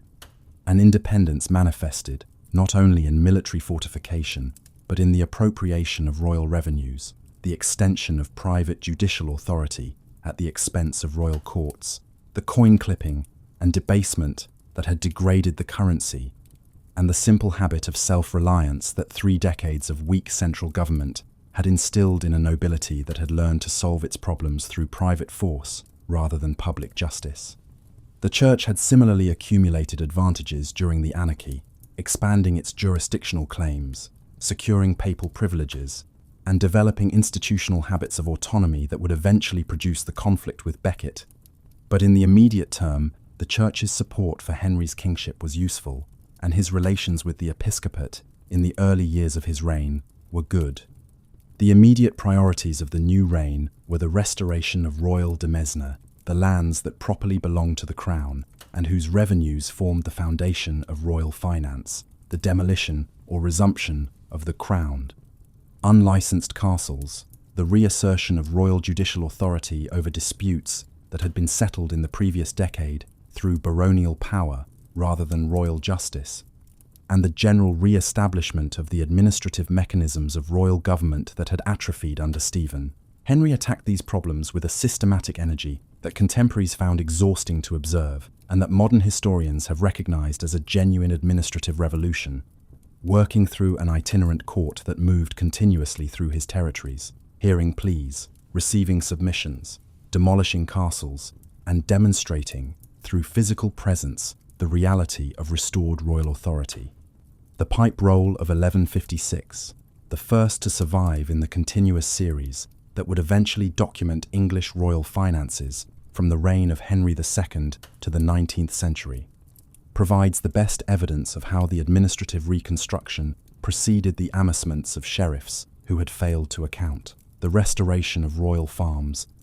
the recording of pleas heard before the king and his justices, and the sophistication of the documentary record it reveals, demonstrates that whatever damage the anarchy had done to the personnel and physical organization of royal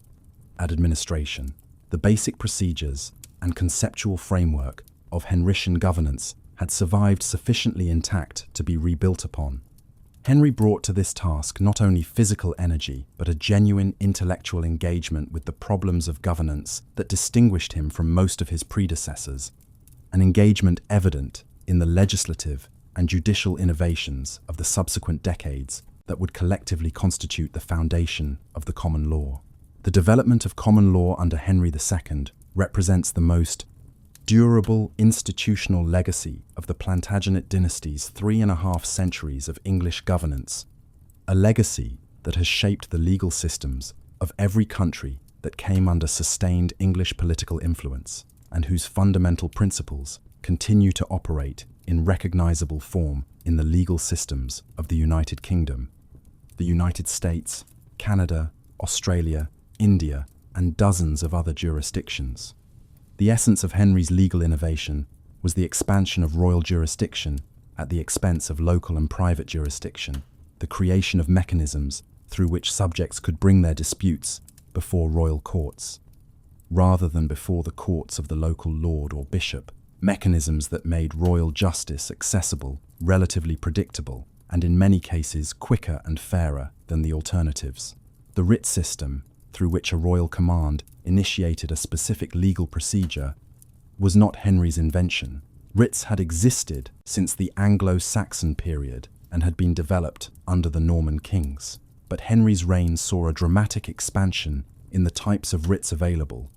the procedures they initiated, and the territorial reach of the courts that operated them. The writ of novel decision, which provided a rapid remedy for someone who had been wrongfully dispossessed of land since the last visit of the king's justices,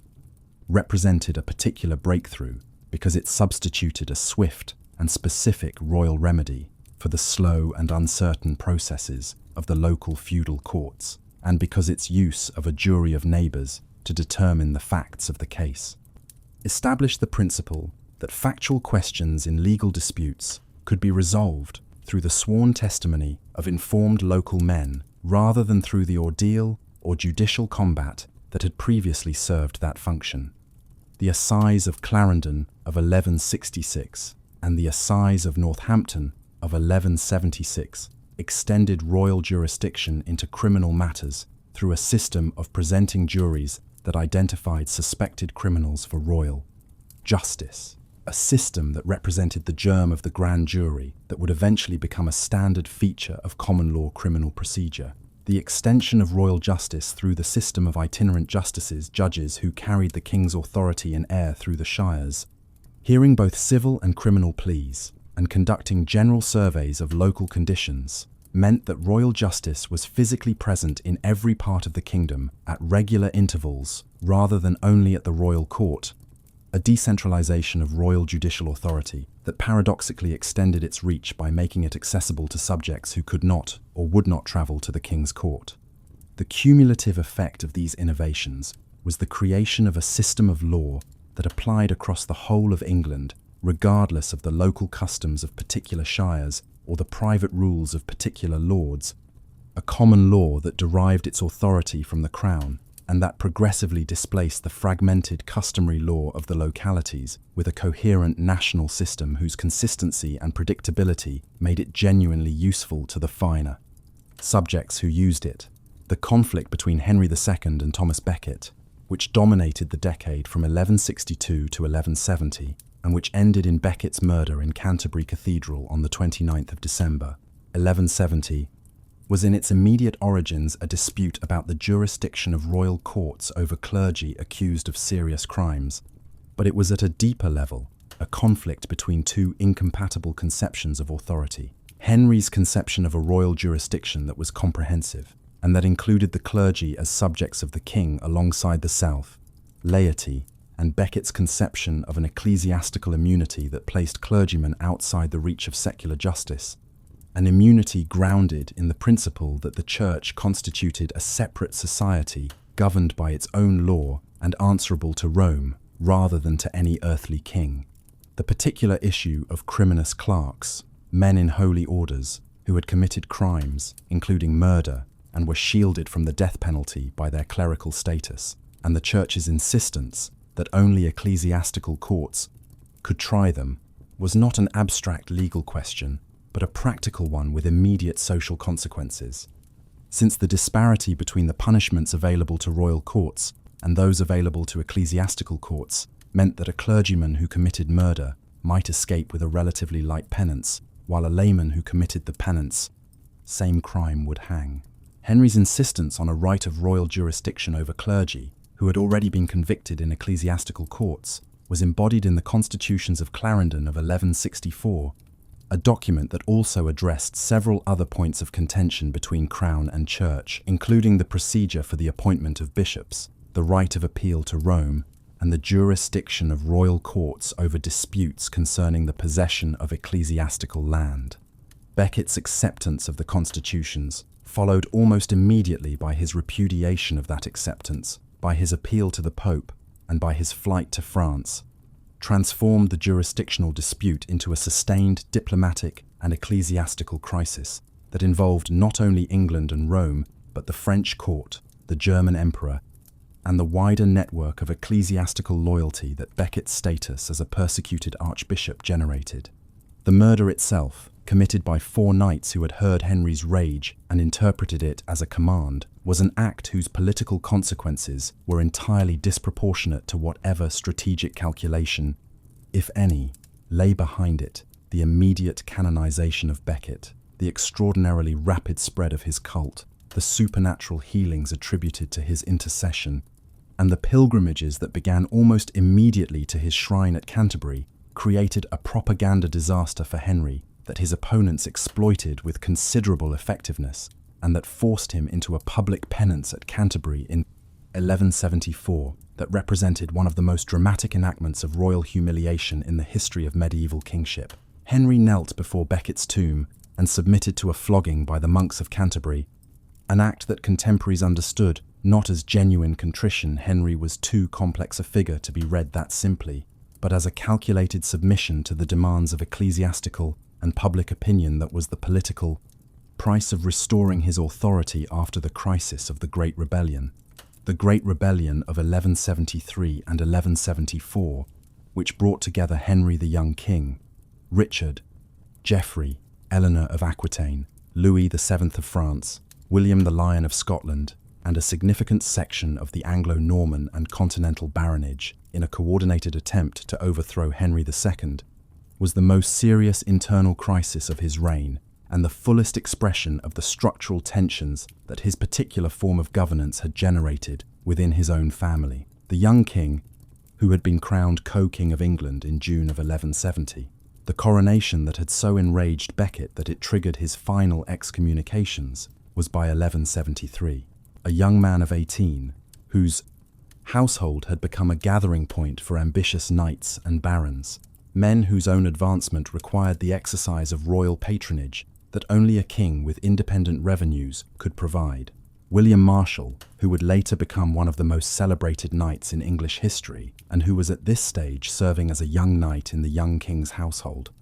observed from close proximity the accumulating frustrations of a royal heir who received the ceremonial recognition of kingship without any of its substance, who was maintained by an allowance that never quite matched the demands of his position,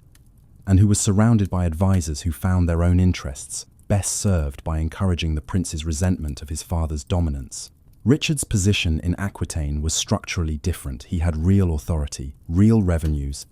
and a genuine administrative role, but he had been conducting increasingly independent governance of the duchy in ways that generated friction with his father's oversight.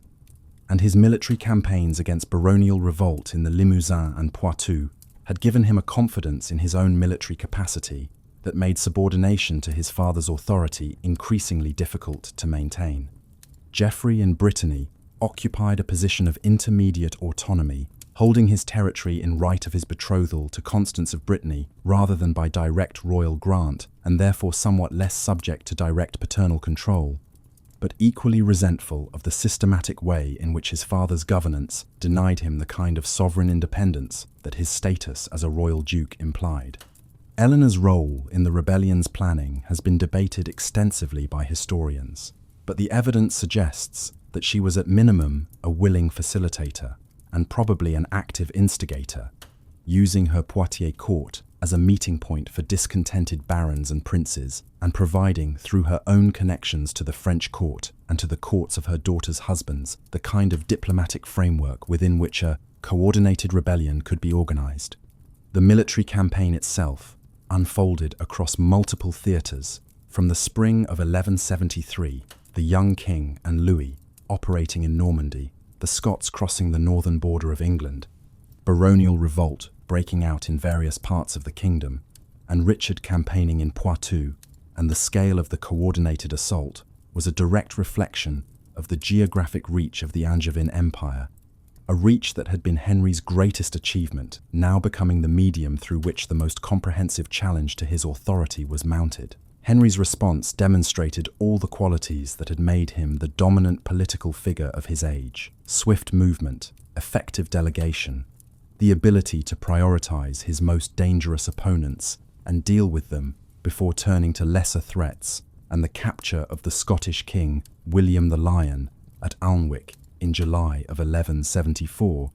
a stroke of military fortune facilitated by the efficiency of the network of royal administration that Henry had spent 20 years constructing, effectively ended the Northern Theatre and changed the psychological balance of the wider conflict.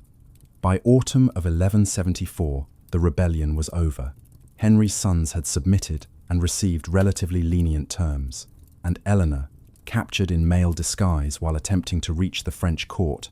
had been imprisoned and would remain so for the next 16 years, confined initially at Chinon and subsequently at Sarum, comfortable but effectively removed from political activity. The settlement that followed the Great Rebellion was adequate as a military and political resolution, but wholly inadequate as a resolution of the underlying tensions that had produced it, and the subsequent decade of Henry's reign from 1174 to 1183 was marked by a sustained effort to manage the competing ambitions of his sons through a combination of financial concessions, territorial promises, and the kind of elaborate reorganization of his succession plans that substituted the appearance of accommodation for its substance. The young king was given increased allowances and more public recognition of his royal status, but Henry remained unwilling to delegate actual administrative authority to a son whose reliability he had every reason to doubt after the rebellion, and the young king's household continued to serve as a gathering point for knights and barons, whose personal fortunes depended on the exercise of a generosity that the young king's financial position made difficult to sustain. William Marshal, who had saved the young king's life in a tournament joust and who had become one of his most trusted household knights, would later describe in the biography composed for him in the 1320s the atmosphere of the young king's court in these years: the tournaments, the debts, the elaborate chivalric display that consumed far more than the prince's revenues could sustain, the constant awareness that beneath the ceremonial recognition of royal status lay the reality of political impotence. Richard, in Aquitaine, was increasingly his own man, conducting a series of devastating campaigns against baronial revolt with a military effectiveness that generated both admiration and fear, building the reputation for martial capacity that would eventually make his name the most celebrated in European chivalric culture, but doing so in a context that increasingly brought him into conflict with his father over the autonomy he claimed and the oversight his father insisted on exercising. Geoffrey in Brittany demonstrated through a series of astute political maneuvers the most sophisticated political intelligence of the three elder sons, cultivating alliances with the French court and with discontented elements of the continental baronage that provided him with a degree of independent leverage unavailable to his brothers, though the direction in which that intelligence was deployed was rarely aligned with the interests of his father or the stability of the Angevin Empire as a whole. John, the youngest, remained through most of this period a child around whom his father's planning revolved without producing any stable settlement. The Maurienne marriage alliance of 1173, which had been intended to provide John with a territorial base in the Alps, collapsed when the count died without male heirs, and the betrothal became worthless, and John's subsequent designation as Lord of Ireland in 1177, and his disastrous personal expedition to Ireland in 1185, which produced nothing but alienated the Irish lords he was supposed to govern and cost his father considerable political capital, did nothing to establish him as a figure capable of exercising the kind of authority his position theoretically implied. The death of the young king in June of 1183 transformed the succession dynamics of the Angevin Empire in ways that immediately generated a new crisis. The young king died of dysentery in Martel in the Dordogne, in the middle of a campaign of pillaging in the Limousin that he had undertaken in desperation after his father had refused, once again, to make the territorial concessions that the prince had been demanding for years, a campaign whose specific target included the great shrine of Rocamadour, from which the young king had removed treasure in a sacrilegious pillaging that contemporaries immediately connected to his subsequent death as evidence of divine judgment. He died reportedly in a state of considerable religious anguish. Having been refused a personal visit from his father, Henry feared a trap, and receiving only the royal ring as a token of forgiveness transmitted through an intermediary. With the young king's death, Richard, hitherto the heir to Aquitaine alone, became the presumptive successor to England and Normandy as well as his duchy, a change in status that required a corresponding redistribution of the territorial inheritance among the surviving sons. Henry's insistence that Richard should cede Aquitaine to John was predictable in its logic. It would restore a balance of territorial expectation among his sons, but it encountered in Richard an absolute refusal, grounded in the understanding that Aquitaine was not simply a territorial possession, but the basis of his independent political identity, the duchy from which his mother drew her hereditary sovereignty, and that Richard had spent a decade governing and defending through his own military capacity. The conflict between Henry and Richard over Aquitaine, combined with Richard's growing alliance with Philip Augustus, who had succeeded his father, Louis VII, on the French throne in 1180, and who was proving to be a far more strategically capable and politically dangerous operator than his father had been produced. The final phase of Henry's reign, a phase of sustained military and diplomatic pressure that the aging king, increasingly suffering from the physical consequences of decades of relentless activity and from a fistula that caused him chronic pain, found more and more difficult to manage effectively. Geoffrey died in August of 1186, killed in a tournament in Paris, under circumstances that were not entirely clear. A tournament accident was the official account, but the speed and apparent ease with which he had been moving in Philip Augustus's orbit before his death generated speculation that was never resolved, leaving his pregnant widow, Constance of Brittany, whose posthumous son Arthur would become in the following generation the focus of the succession dispute that ultimately provided John with the pretext for the murder that would define his reign's moral character. Henry the Found, II's final years, from 1186 to his death in July of 1189,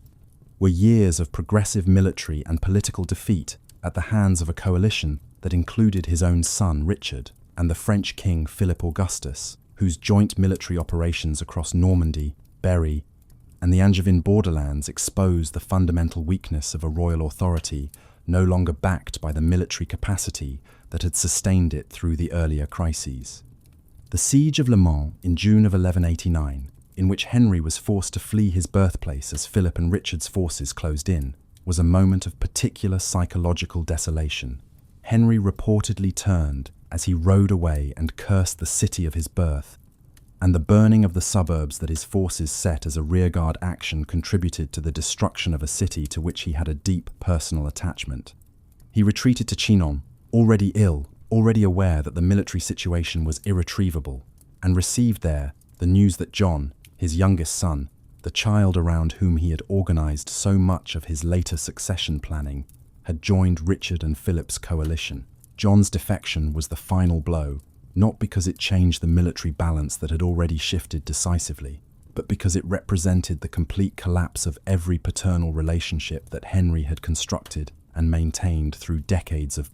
difficult negotiation and painful compromise. He was required to do public homage to Philip Augustus, to confirm Richard as his heir, and to pay reparations, terms that he accepted in a state of physical and psychological collapse. He died at Chinon on the 6th of July, 1189, reportedly murmuring imprecations against his sons, and was buried at the nearby abbey of Fontevraud, where the effigy that represents him, painted in the original, and still bearing traces of that original polychrome, shows a king robed and crowned, holding a scepter, and bearing on his features an expression that subsequent generations have variously interpreted as serenity, resignation,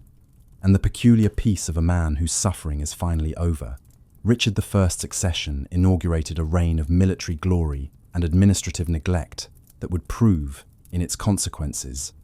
almost as damaging to the stability of the Angevin Empire as the worst episodes of Henry's later reign. Richard spent in aggregate less than 6 months of his 10-year reign actually present in England,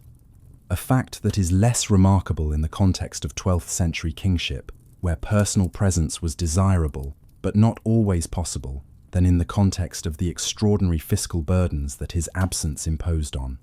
An English kingdom expected to fund first the Third Crusade and then the ransom of 100,000 marks of silver required to secure his release from the captivity of Duke Leopold of Austria. Eleanor of Aquitaine, released from effective imprisonment by the death of Henry II, immediately assumed the kind of active political role that her years of confinement had denied her, supervising the arrangements for Richard's coronation in September of 1189, a ceremony marred by the anti-Jewish violence that broke out in London during the celebrations, violence that subsequently spread to York, where the Jewish community was massacred in March of 1190, in one of the worst episodes of medieval English anti-Semitism and managing the administrative affairs of England during the early stages of Richard's crusade. Preparations with a competence and energy that demonstrated the preservation across 16 years of imprisonment of both her political intelligence and her institutional knowledge. The Third Crusade, which Richard conducted from 1191 in alliance with Philip Augustus of France and Leopold of Austria, two alliances that would both collapse under the pressure of the campaign, was in purely military terms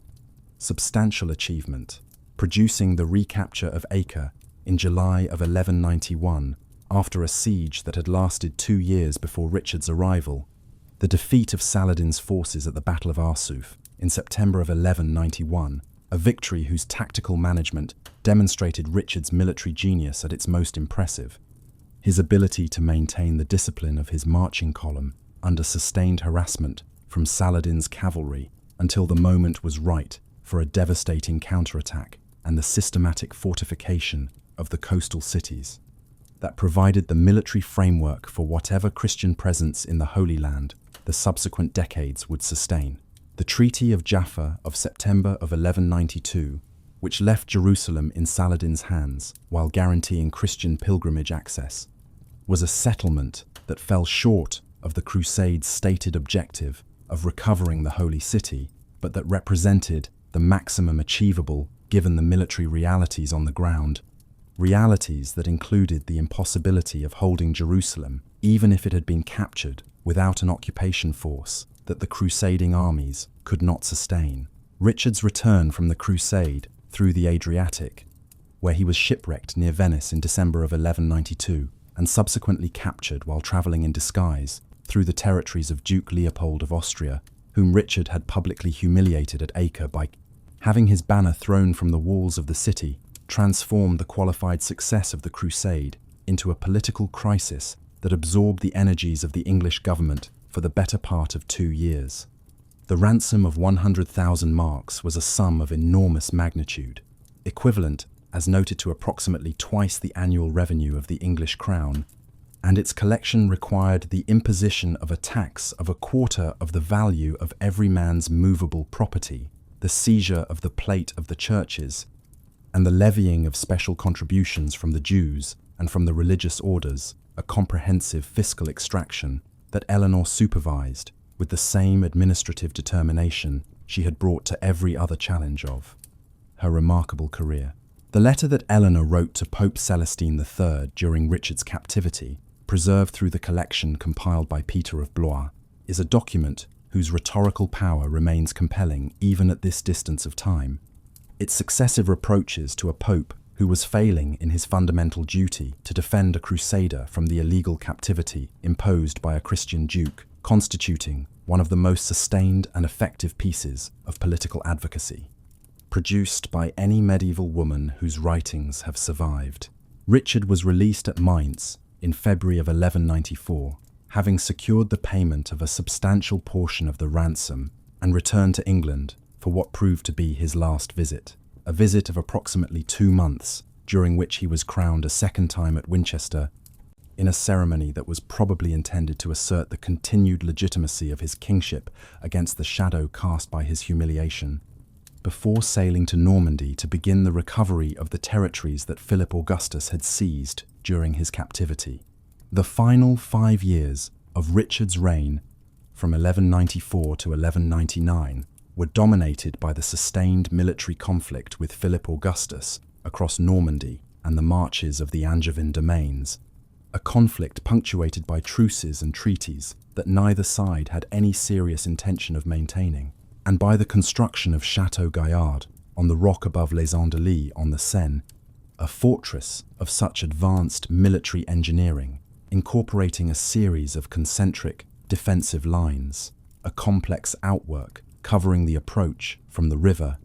and a stone keep of unusual cylindrical design, that it represented the most ambitious piece of military architecture in the Western European world of the 1190s, and that Richard reportedly declared he could hold even if its walls were made of butter. The boast proved, in the event, to have been premature, since Château Gaillard fell to Philip Augustus in 1204, but its construction stands as evidence of Richard's genuine intellectual engagement with the technology of medieval warfare that complemented and extended his extraordinary tactical instincts as a battlefield commander.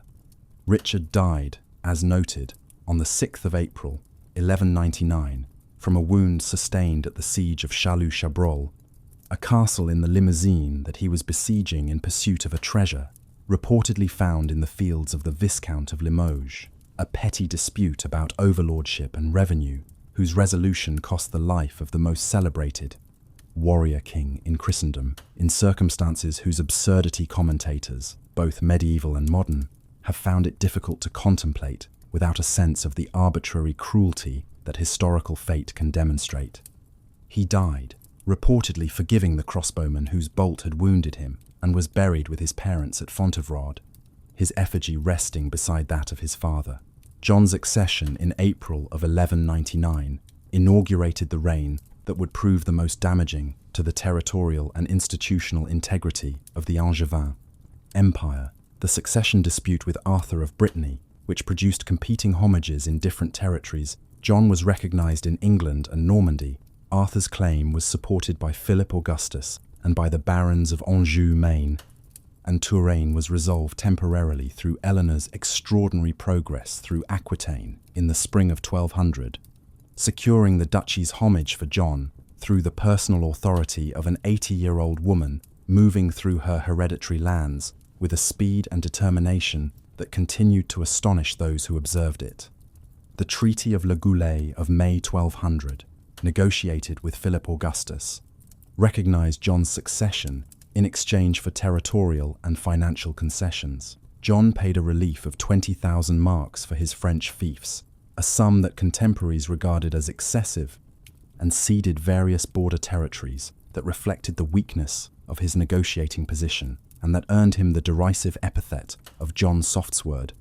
a name that stuck because it captured something genuinely perceptive about the contrast between John's capacity for personal cruelty and his consistent failure of military nerve at the moments when military decision was required. The marriage to Isabel of Angoulême in August of 1200, contracted while Isabel was already formally betrothed to Hugh de Lusignan, provoked the appeal to Philip Augustus that provided the French king with the legal pretext he needed to declare John's French fiefs forfeit.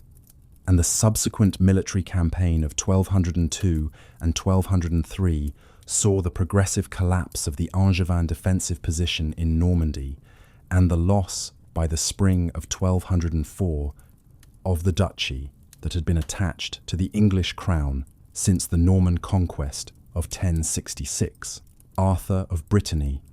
captured at the Battle of Mirabeau in August of 1202, in an episode that demonstrated John's capacity for swift and brutal military action when he chose to exercise it. He marched 80 miles in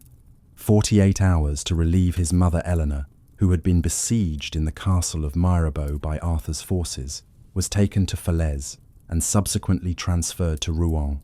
and disappeared from the historical record in the spring of 1203, almost certainly murdered on John's orders, though the precise circumstances have never been definitively established from surviving evidence. Eleanor of Aquitaine died at Fontevraud in the first week of April of 1204, having taken the veil in the final months of her life, and was buried alongside Henry II and Richard I in the abbey church that had been the principal dynastic mausoleum of the Angevin family since the mid-12th century. Her tomb effigy, which survives in the condition of unusual though incomplete preservation, shows her holding an open book, a detail whose symbolic resonances historians have debated extensively. The book interpreted variously as a psalter, as a sign of literacy and learning, and as an emblem of the cultural patronage that had distinguished her courts at Poitiers and elsewhere, and bearing on its features the quality of composed authority that the best medieval tomb sculpture could convey. Eleanor's death removed from the political scene, the last figure who had experienced the full arc of the Angevin Empire's creation, a woman who had been Duchess of Aquitaine before she was Queen of France, who had accompanied the Second Crusade to the Holy Land, who had been the central figure of the rebellion of 1173, who had managed the ransom of Richard I, and who had in her final years continued to exercise through personal presence and hereditary authority the kind of political influence that institutional arrangements alone could never have generated. With her death, the Angevin Empire entered its terminal phase,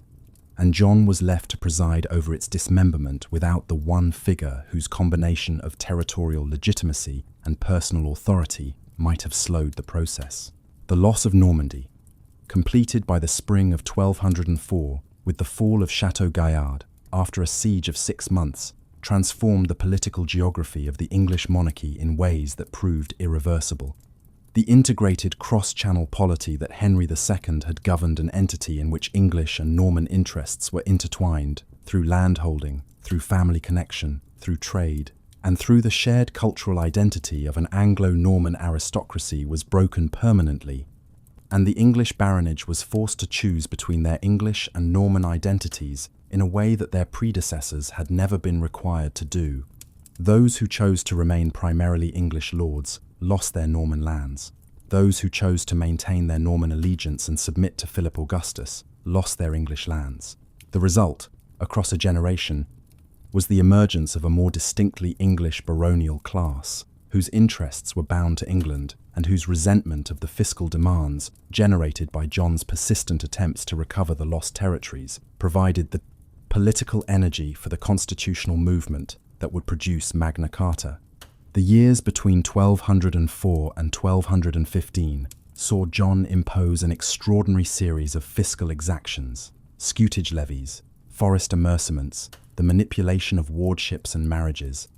the use of the customs of feudal tenure to extract revenue at rates and frequencies that violated both the letter and the spirit of the obligations. Those customs imposed, combined with a conduct of personal governance characterized by the arbitrary justice, the physical intimidation, and the selection of personal favorites for royal patronage that generated around him an atmosphere of distrust and physical danger, qualities that the baronage, whose cooperation the effective functioning of medieval government required, found increasingly intolerable. The interdict imposed by Pope Innocent III in 1208, following John's refusal to accept Stephen Langton as the papally appointed Archbishop of Canterbury, closed the churches of England for 5 years and added ecclesiastical alienation to baronial resentment,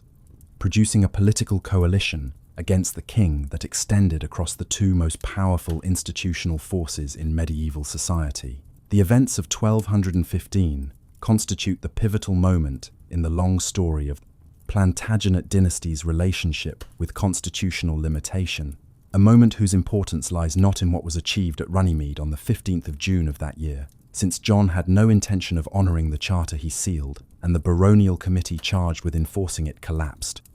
almost immediately, but in the articulation of principles whose subsequent career in English and eventually in world constitutional history exceeded anything that the drafters of the document could have contemplated. Magna Carta's core provisions were specific and practical rather than abstract and philosophical. The insistence that scutage should not be imposed without the common council of the kingdom, that no free man should be imprisoned or dispossessed without the lawful judgment of his peers or the law of the land, that justice should not be sold, denied, or delayed, that the rights of the church should be respected, and that the specific fiscal abuses of John's reign should be remedied through specific administrative measures. The constitutional significance of these provisions lay not in their novelty, Many of them restated customs that had been violated rather than invented new principles, but in their codification into a written document could be appealed to as a standard against which royal conduct could be measured.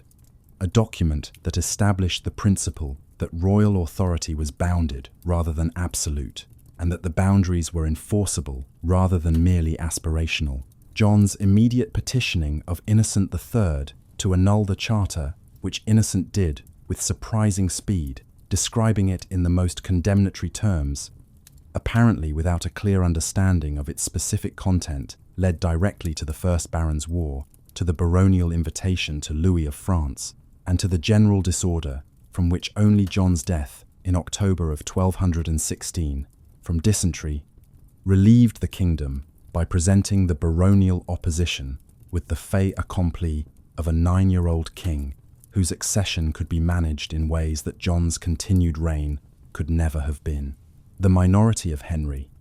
III, managed with remarkable skill by William Marshal and the papal legate Guala Bicchieri, demonstrated something important about the Plantagenet institutional legacy, that the administrative structures created under Henry II were sufficiently robust to sustain continuous governmental function, even in the absence of an effective king, and that the common law courts and the exchequer could continue to operate under the authority of regents and councillors in ways that maintained the basic functions of royal governance. The reissue of Magna Carta in November of 1216, stripped of its most constitutionally radical provision, but preserving its central protections of free men against arbitrary royal action, was a masterstroke of political management that converted the principal grievance of the baronial rebels into an instrument of royal legitimacy, depriving them of their most compelling argument by conceding its substance under the authority of a king who had not himself violated it. The military resolution of the First Barons' War through William Marshal's victory at Lincoln in May of 1217 and the naval battle of Sandwich in August of 1217, which destroyed the French reinforcement fleet, effectively ended the immediate crisis and secured Henry's throne, though the constitutional questions raised by Magna Carta remained as unresolved in their deeper implications as they had been at Runnymede. Henry III's personal reign, which effectively began in 1232, when he dismissed the justiciar Hubert de Burgh and began governing in his own right, reproduced with depressing fidelity many of the patterns of misgovernance that had characterized John's reign: the reliance on foreign favorites, the fiscal extravagance, the undermining of baronial trust through arbitrary measures combined with a genuine and sincere religious devotion, expressed most visibly in the extraordinary rebuilding of Westminster Abbey that consumed decades of royal revenue and produced one of the finest examples of French Gothic architecture in England. A devotion that made Henry personally admirable to those who could disentangle the man from the king, but that did nothing to address the political problems generated by his governance. The baronial reform movement that culminated in the Provisions of Oxford of 1258 represents the most sustained attempt in the Plantagenet period to impose systematic, constitutional limits on royal governance through institutional mechanisms rather than through the threat of force alone. The movement was generated by the accumulated frustrations of the English baronage with Henry's governance, his promotion of the Savoyard relatives of his Queen Eleanor of Provence, the Poitevin half-brothers whose arrival in England had been facilitated by his mother Isabella of Angoulême's second marriage to Hugh de Lusignan, and the general sense that the native English baronage was being systematically displaced from the royal patronage on which their influence depended, and by the specific disaster of Henry's Sicilian project, a papal scheme to place his son Edmund on the throne of Sicily, that had consumed enormous quantities of English revenue without producing any result, and that had left Henry indebted to the papacy to the tune of over 100,000 marks. The Provisions of Oxford established a council of 15 barons that was to advise the king and participate in the appointment of the principal officers of government, to meet regularly with the justiciar, chancellor, and treasurer, and to exercise genuine oversight of the royal administration in ways that transformed the council from an advisory body into a governing one. The subsequent provisions of Westminster, issued in 1259, following negotiations between the baronial reformers and the broader community of the lesser nobility and clergy, extended the provisions' reach into the sphere of local administration and the reform of specific legal grievances, creating a program of governmental reform more comprehensive than anything attempted since the legislative work of Henry II. The conflict between Henry and the Reform Party, and within the Reform Party between Simon de Montfort and his baronial allies, produced the military confrontation of 1264, in which Simon's forces defeated and captured Henry and his son, the Lord Edward, at the Battle of Lewes in May of that year, creating the extraordinary situation of a King of England and his heir both in captivity and the government of the kingdom, effectively in the hands of a man whose own claim to aristocratic authority rested on a combination of hereditary, right in his wife's English earldom, and personal political genius of a high order. Simon de Montfort's period of dominance, from 1264 to 1265, included the famous Parliament of January and February of 1265 that brought knights of the shire and burgesses of the towns together with the greater magnates in a single assembly, an assembly that has been celebrated in subsequent historiography as a landmark in the development of the parliamentary institution, even though its primary purpose was the political legitimation of Simon's regime rather than the principled expansion of representative governance. The Lord Edward's escape from captivity in May of 1265, facilitated through the classic ruse of exhausting his guards with horse races and then riding off on a pre-arranged fresh horse, transformed the military balance of the Civil War almost immediately, and the Battle of Evesham in August of 1265, in which Edward's forces trapped and destroyed Simon's army in a bend of the River Avon, an ambush whose tactical brilliance demonstrated that the prince had inherited something of his great-great-grandfather. Henry II's military intelligence ended the reform experiment in Simon's death and the brutal mutilation of his body by the victorious royalists. Simon's posthumous reputation as a martyr for the cause of English liberty, the miracle cult that developed almost immediately at his tomb in Evesham, and the long tradition that regards the Parliament of 1265 as a founding moment of representative government, all speak to the symbolic power that his career acquired in retrospect, a power that the violence of his death, the completeness of his defeat, and the subsequent restoration of unqualified royal authority did nothing to diminish in the English constitutional imagination. Edward I's accession in 1272, he was in Sicily on his return from crusade when his father died and took his time returning to England, secure in the knowledge that the administrative machinery of royal government would continue to function in his absence, marked the beginning of the most systematic phase of Plantagenet royal legislation.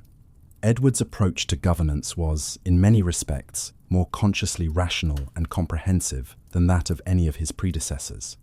reflecting an understanding of the relationship between legal codification and effective governance that Henry II had intuited, but not fully articulated. The Statute of Westminster, the first of 1275, the first major legislative act of his reign, addressed a wide range of specific legal grievances and procedural defects that had accumulated over the preceding decades, and it was followed by a series of further statutes: the Statute of Gloucester of 1278, the Statutes of Westminster, the second of 1285, the Statute of Mortmain of 1279, restricting the acquisition of land by the Church, the Statute of Merchants of 1283, facilitating commercial credit, and Quia Emptors of 1290, reorganizing the sub-infeudation of land that collectively represented the most comprehensive program of legal reform since the Assizes of Henry II. Edward's parliaments became increasingly regular and increasingly functional as mechanisms for the granting of taxation, the registration of legislation, and the presentation of petitions, and the model parliament of 1295, which brought together in a single assembly the greater baronage, the lesser nobility, the higher clergy, the representatives of the lower clergy, the knights of the shire, and the burgesses of the towns, established a template for the representative assembly that would endure, with modifications, as the structural foundation of English parliamentary governance. The conquest of Wales, completed through the campaigns of 1277 and 1282 following the death of Llywelyn ap Gruffydd, and formalised through the Statute of Wales of 1284,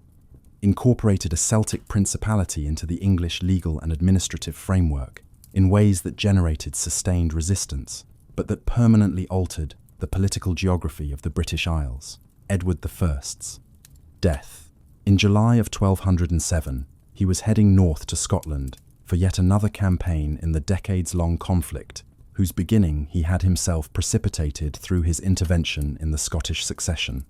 Crisis of 1291 left a kingdom, in many respects, stronger institutionally and weaker strategically than the one he had inherited.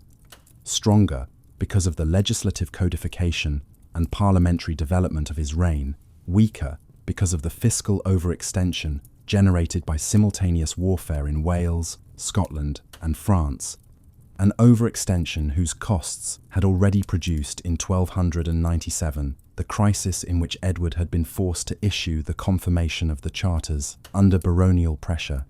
reaffirming Magna Carta and the Forest Charter, and conceding the principle of consent to taxation in ways that limited the arbitrary fiscal authority of the Crown. Edward II's incapacity for the kind of governance that the English baronage demanded generated almost immediately the crisis of the ordinances of 1211 and the progressive collapse of royal authority that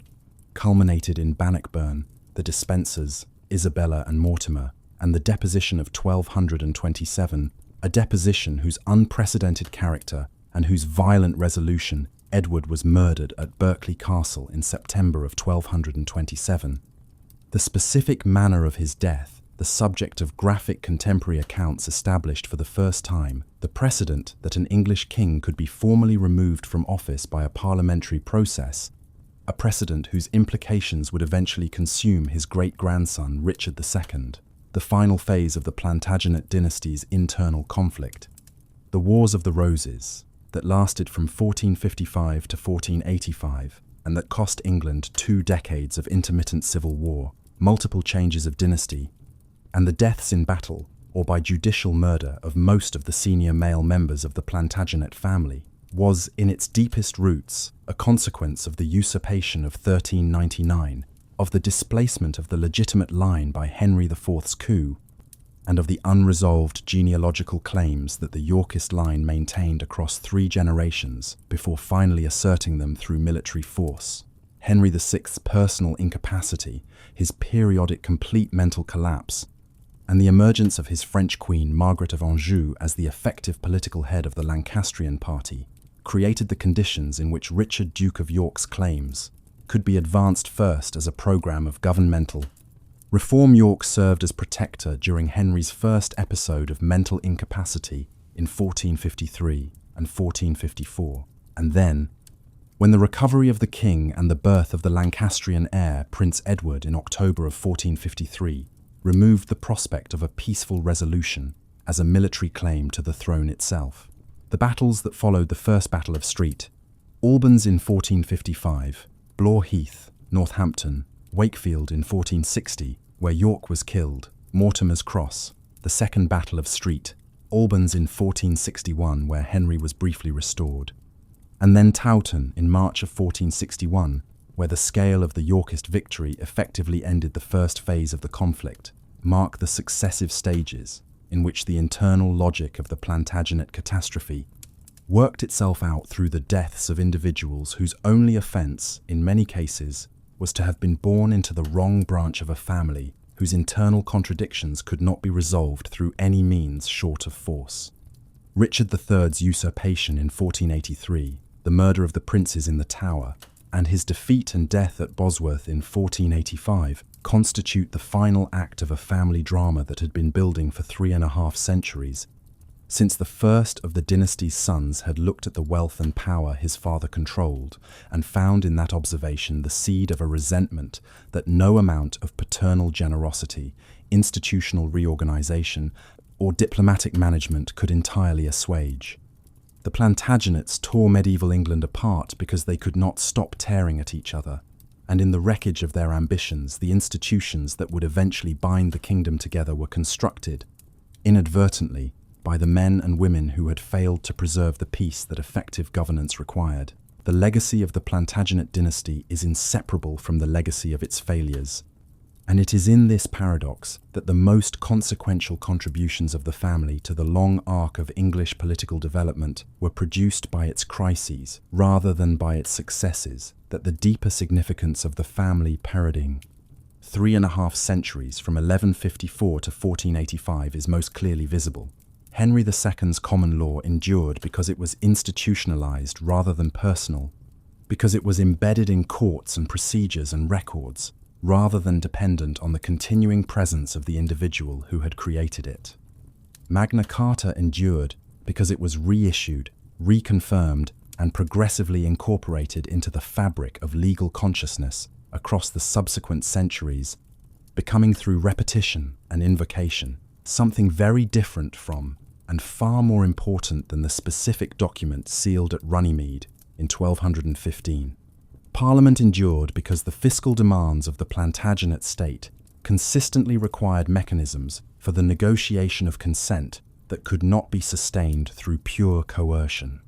The common law, Magna Carta, and Parliament, the three great institutional legacies of the Plantagenet period, were all responses to the excesses of Plantagenet governance, all ways of managing and limiting the consequences of the energy, ambition, and capacity for conflict that characterized the family from Geoffrey of Anjou's marriage to Matilda of England in 1128, to the death of the last Plantagenet king in a field in Leicestershire in 1485. The family that tore medieval England apart created, in the process, the institutional foundations on which a more durable England could eventually be built, and the extraordinary longevity of those institutions across the subsequent centuries constitutes the most lasting and most improbable monument to a dynasty whose members would have preferred to leave behind them the memory of conquest and dominion rather than the memory of constitutional limitation. That they failed in that preference is the final measure of the Plantagenet catastrophe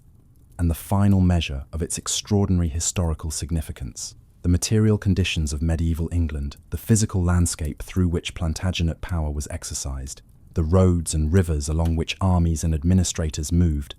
the castles and cathedrals and market towns that constituted the built environment of the medieval kingdom, were themselves transformed by the dynasty's 3.5 centuries of governance in ways that remain visible in the English landscape to the present day. The castle-building program, initiated under the Norman kings and continued under the Plantagenets, created a network of royal fortifications that served simultaneously as administrative centres, as symbols of royal power, and as instruments of military control, a network that can be traced from the Tower of London, extended and elaborated under successive Plantagenet kings, until it achieved by Edward I's reign the concentric defensive design whose walls still dominate Thames Riverside in the eastern city to the Edwardian castles of Wales, Conwy and Caernarfon and Beaumaris and Harlech, whose sophisticated military architecture represented the most advanced application of the defensive principles that the crusading experience had introduced to Western European military engineering. The legal infrastructure of the common law required its own physical manifestations: the county courts, the quarter sessions, the assizes, the Inns of Court that began to develop in London in the 13th century as the professional home of the lawyers who argued in the royal courts. And the accumulation of these institutions created a spatial organization of governance that persisted long after the dynasty that had created it had been replaced by its Tudor successors. The cathedrals and abbeys that received royal patronage during the Plantagenet period, Canterbury,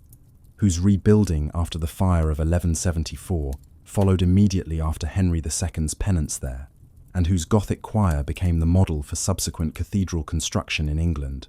Lincoln, rebuilt in the new Gothic manner following the earthquake of 1185. Salisbury, begun in 1220. Westminster Abbey, rebuilt under Henry III in the style of the great French royal abbeys, Lichfield, Exeter, Wells, and dozens of others represent a program of religious and cultural investment whose scale and ambition were only possible within a political context of sufficient stability to sustain long-term construction projects.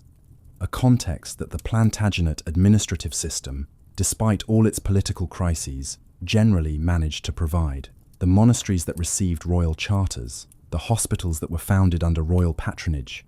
the roads that were maintained through the system of royal obligations recorded in Domesday Book and its successors, all of these constituted the material expression of a governance whose institutional ambitions were frequently frustrated by the political conflicts that consumed the dynasty's energy, but that produced, in aggregate, a kingdom materially more developed and institutionally more sophisticated at the end of the Plantagenet period than it had been at the beginning. The cultural dimensions of Plantagenet governance deserve attention alongside the institutional ones, because the dynasty's relationship with the literary and artistic production of its age was itself a reflection of the tensions and aspirations that defined its political character. Henry II's court was one of the most intellectually active in 12th century Europe, attracting scholars, historians, and literary figures whose works collectively constitute the most important body of Angevin literary production. Walter Map, whose De Nugis Curialium preserves observations about life at Henry's court that are invaluable as historical evidence. Gerald of Wales, whose topographical works on Ireland and Wales, and whose ecclesiastical biography and controversy writings illuminate the peripheral territories of the Plantagenet world with unusual vividness. Peter of Blois, whose correspondence, including the letter attributed to Eleanor of Aquitaine to Pope Celestine during Richard's captivity, provides a window into the literary culture of the Angevin court. And the historians John of Salisbury, Roger of Hoveden, Ralph of Diceto, and Roger of Wendover, whose chronicles constitute the primary narrative framework for our understanding of the period. Eleanor of Aquitaine's court at Poitiers in the late 1160s and early 1170s was a centre of troubadour culture, of the vernacular lyric tradition that the Counts of Poitou had initiated with Eleanor's grandfather, William IX, the first troubadour, and that her own cultural patronage sustained and extended,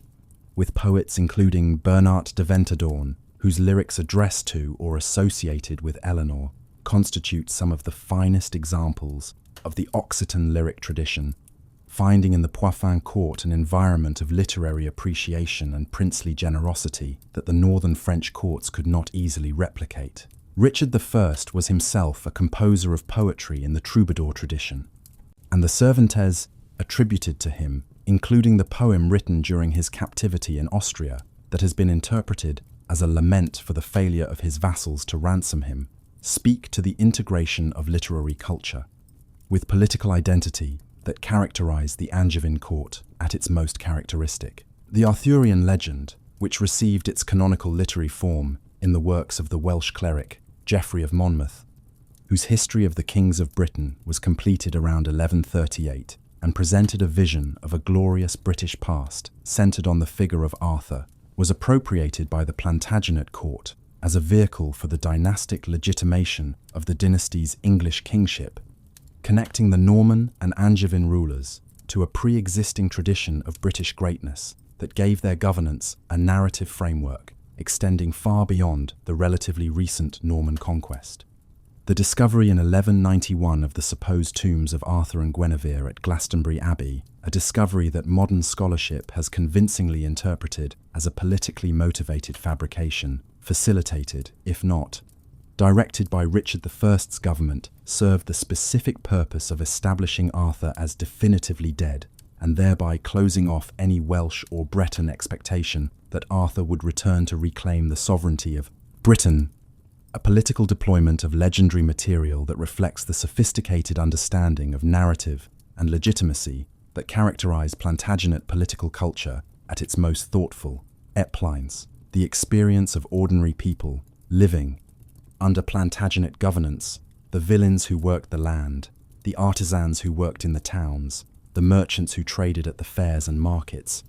the parish clergy who administered the sacraments to communities whose members rarely, if ever, came into direct contact with the institutions of royal administration, was shaped by the dynasty's governance in ways both direct, indirect, ways that the surviving records illuminate only partially, but sufficiently to permit at least an outline characterization of the material and social conditions of English life across the Plantagenet period. The common law courts, for all that they were created as instruments of royal, fiscal, and jurisdictional expansion, provided genuine remedies for genuine grievances to people who would otherwise have been wholly dependent on the justice of local lords, whose interests were not always aligned with those of their tenants and neighbours. The writs of novel disseisin and mort d'ancestor, by providing swift royal remedies for the most common types of land dispute, created a system through which free tenants could defend their holdings against arbitrary dispossession, a significant practical benefit in a society where land was the primary form of wealth and its secure possession the foundation of economic existence. The expansion of the market network during the 12th and 13th centuries, facilitated by the relative security of the king's peace and by the development of commercial law that gave merchants more reliable access to credit and contract enforcement,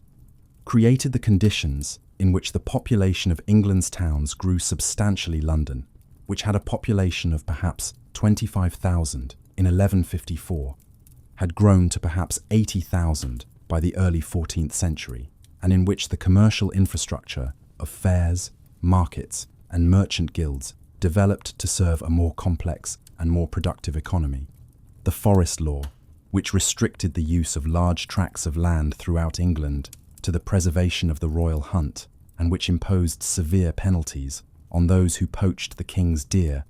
was experienced as a genuine burden by the rural population who lived within or adjacent to the royal forests, a burden whose lightening was one of the specific demands of the Magna Carta movement, and whose progressive relaxation over the course of the 13th century reflected the gradual erosion of the most oppressive aspects of Norman Angevin forest administration under sustained political pressure. The Black Death, arriving in the summer and autumn of 1348, killed between a third and half of England's population in its first visitation and returned repeatedly across the subsequent decades, transforming the demographic and economic landscape in ways that the Plantagenet state was wholly unprepared to manage, and whose long-term consequences, the labour shortage that gave surviving peasants unprecedented bargaining power, the collapse of the manorial system in many areas, the development of a more commercialised and wage-based rural economy, ultimately generated the social tensions that erupted in the Peasants' Revolt of 1381, a revolt that brought the young Richard II face to face with the accumulated anger of the rural population, and that provided the first dramatic demonstration that the people the Plantagenet state governed had reached the limits of their patience with the fiscal and social demands of medieval lordship. The ecclesiastical dimension of Plantagenet governance, already visible in the conflict between Henry II and Becket, and in the successive disputes over papal appointments and ecclesiastical jurisdiction that punctuated the reigns of subsequent kings, achieved its most dramatic expression in the reign of John, whose conflict with Innocent III produced a papal interdict that closed England's churches for 5 years and generated in the resulting political crisis the conditions for John's eventual submission and for the transformation of England into a papal fief that was one of the more extraordinary diplomatic transactions of the medieval period. The relationship between the Plantagenet monarchy and the papacy was throughout the period one of sustained negotiation about the boundaries of competing jurisdictions, negotiations in which the fundamental incompatibility between the papal claim to supreme spiritual authority over all Christian rulers and the royal claim to effective sovereignty over all persons and institutions within the kingdom could be managed but never resolved. The provisions of Magna Carta addressing the rights of the English Church, that the English Church should be free and have its rights intact and its liberties unimpaired, were in practice extremely difficult to enforce, given the interpenetration of ecclesiastical and royal institutions that characterized medieval English governance, and the subsequent history of the relationship between Crown and Church in England during the 13th and 14th centuries was one of successive accommodation and successive friction, as the growing fiscal demands of royal government generated pressure on ecclesiastical revenues and as the increasing sophistication of the ecclesiastical legal system generated pressure on the scope of royal justice, Edward I's Statute of Mortmain of 1279, restricting the Church's capacity to acquire land in perpetuity and thereby remove it permanently from the fiscal obligations of feudal tenure, was one of the more effective attempts to address the structural tension between ecclesiastical land acquisition and royal fiscal interest, but it addressed only one dimension of a relationship whose complexity defied simple legislative resolution: the military dimension of Plantagenet governance, the wars that the dynasty fought, the armies it raised, the fortifications it built. The military technology it developed and deployed was itself a reflection of the particular character of a dynasty that had come to power through military force and that maintained its power through the credible threat and periodic actuality of military violence.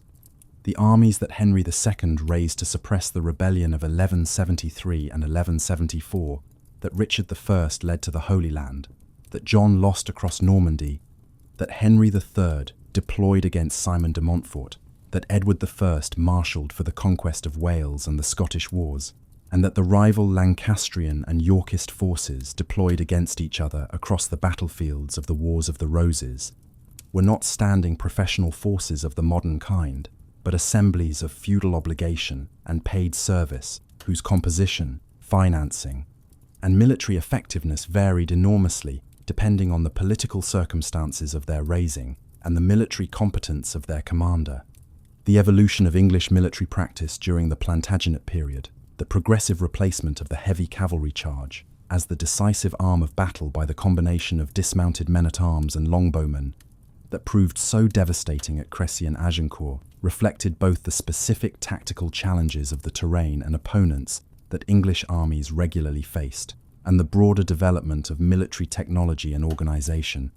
that characterized the 14th and 15th centuries across Western Europe. The longbow itself, whose adoption as the primary ranged weapon of the English military system is one of the most consequential technological decisions in medieval military history,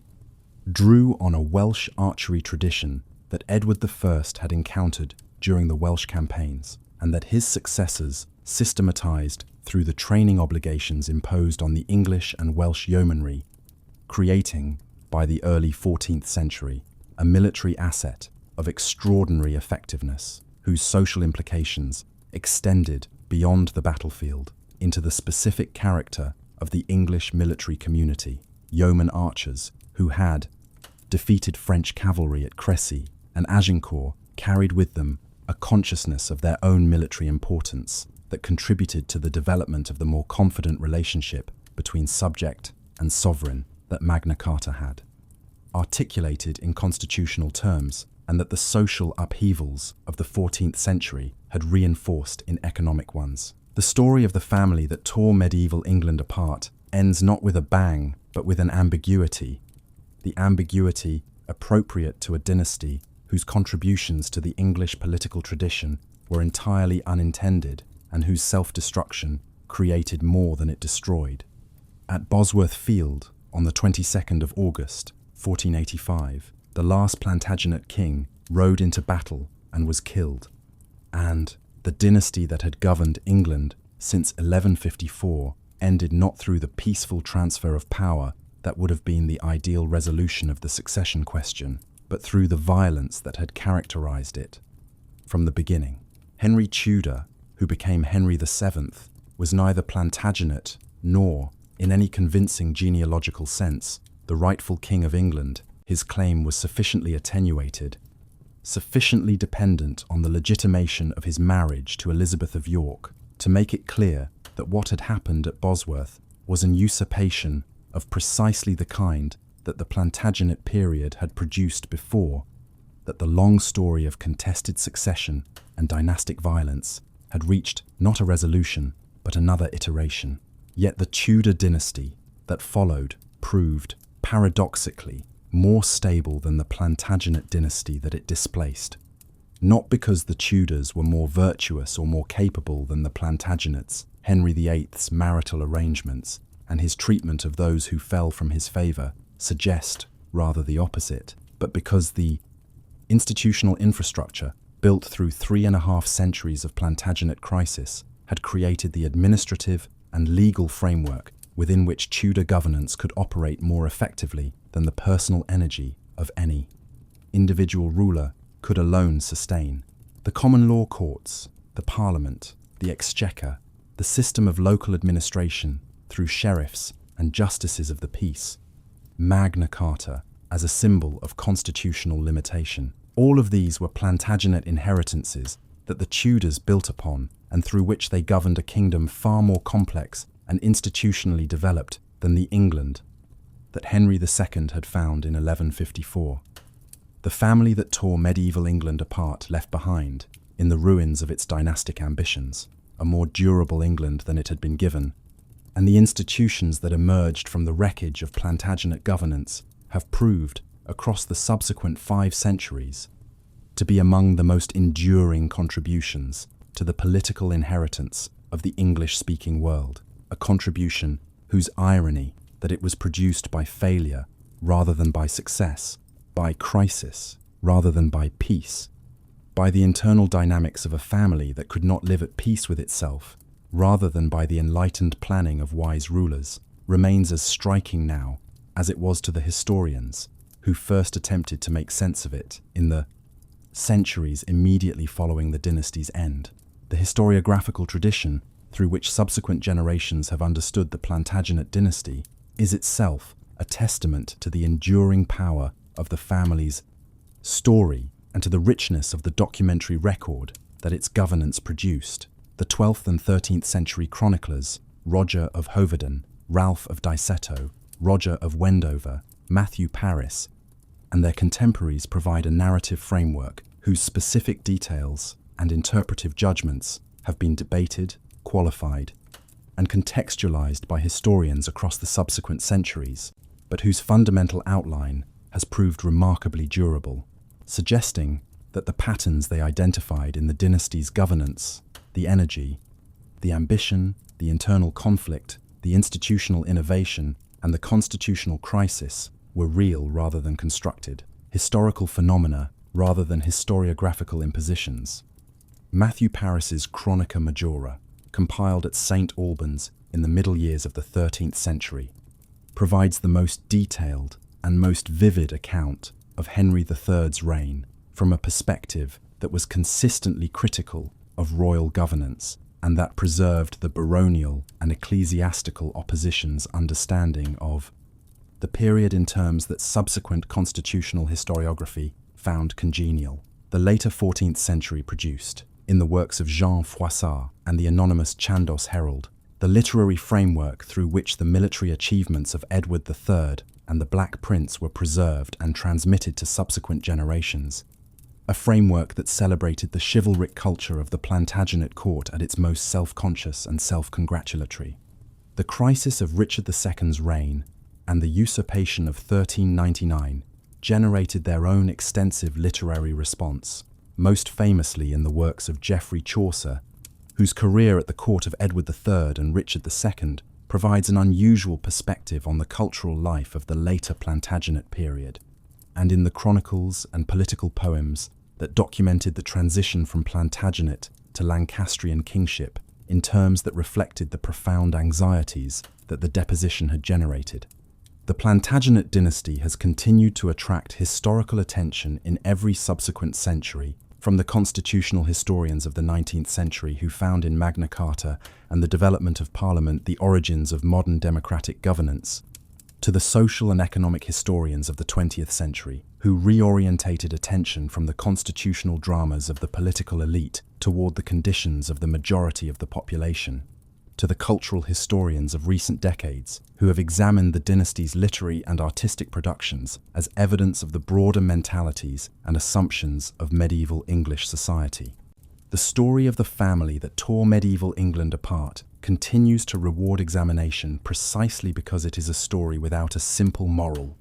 a story in which the villains produced institutional consequences as important as those produced by the heroes, in which the catastrophes generated the foundations, and in which the long arc of historical development bends, not toward justice, or toward progress in any simple teleological sense, but toward the accumulation of institutional memory, toward the progressive codification of the lessons that crisis had taught, and toward the eventually durable polity that emerged from 3.5 centuries of the most creatively destructive family in the history of the English-speaking world. The specific texture of that institutional memory, the way in which the barons who forced Magna Carta upon John were drawing on the precedent of the coronation charter of Henry I, the way in which the ordainers who imposed the ordinances on Edward II were drawing on the precedent of Magna Carta, the way in which the promoters of the provisions of Oxford were drawing on the precedent of the ordinances, and the way in which subsequent generations of constitutional reformers continued to draw on each of these precedents in turn, constitutes a form of political learning through crisis that is among the most distinctive features of the prime's English political tradition, a tradition in which the memory of past abuses serves as the warrant for present limitation, and in which the documents that codified the responses to those abuses accumulate into a constitutional archive whose authority derives not from a single founding moment, but from the repeated confirmation of its principles across successive generations. The Plantagenet dynasty did not choose to make this contribution. It was forced from them by the resistance of barons, bishops, and eventually commoners who refused to accept the unlimited exercise of royal power,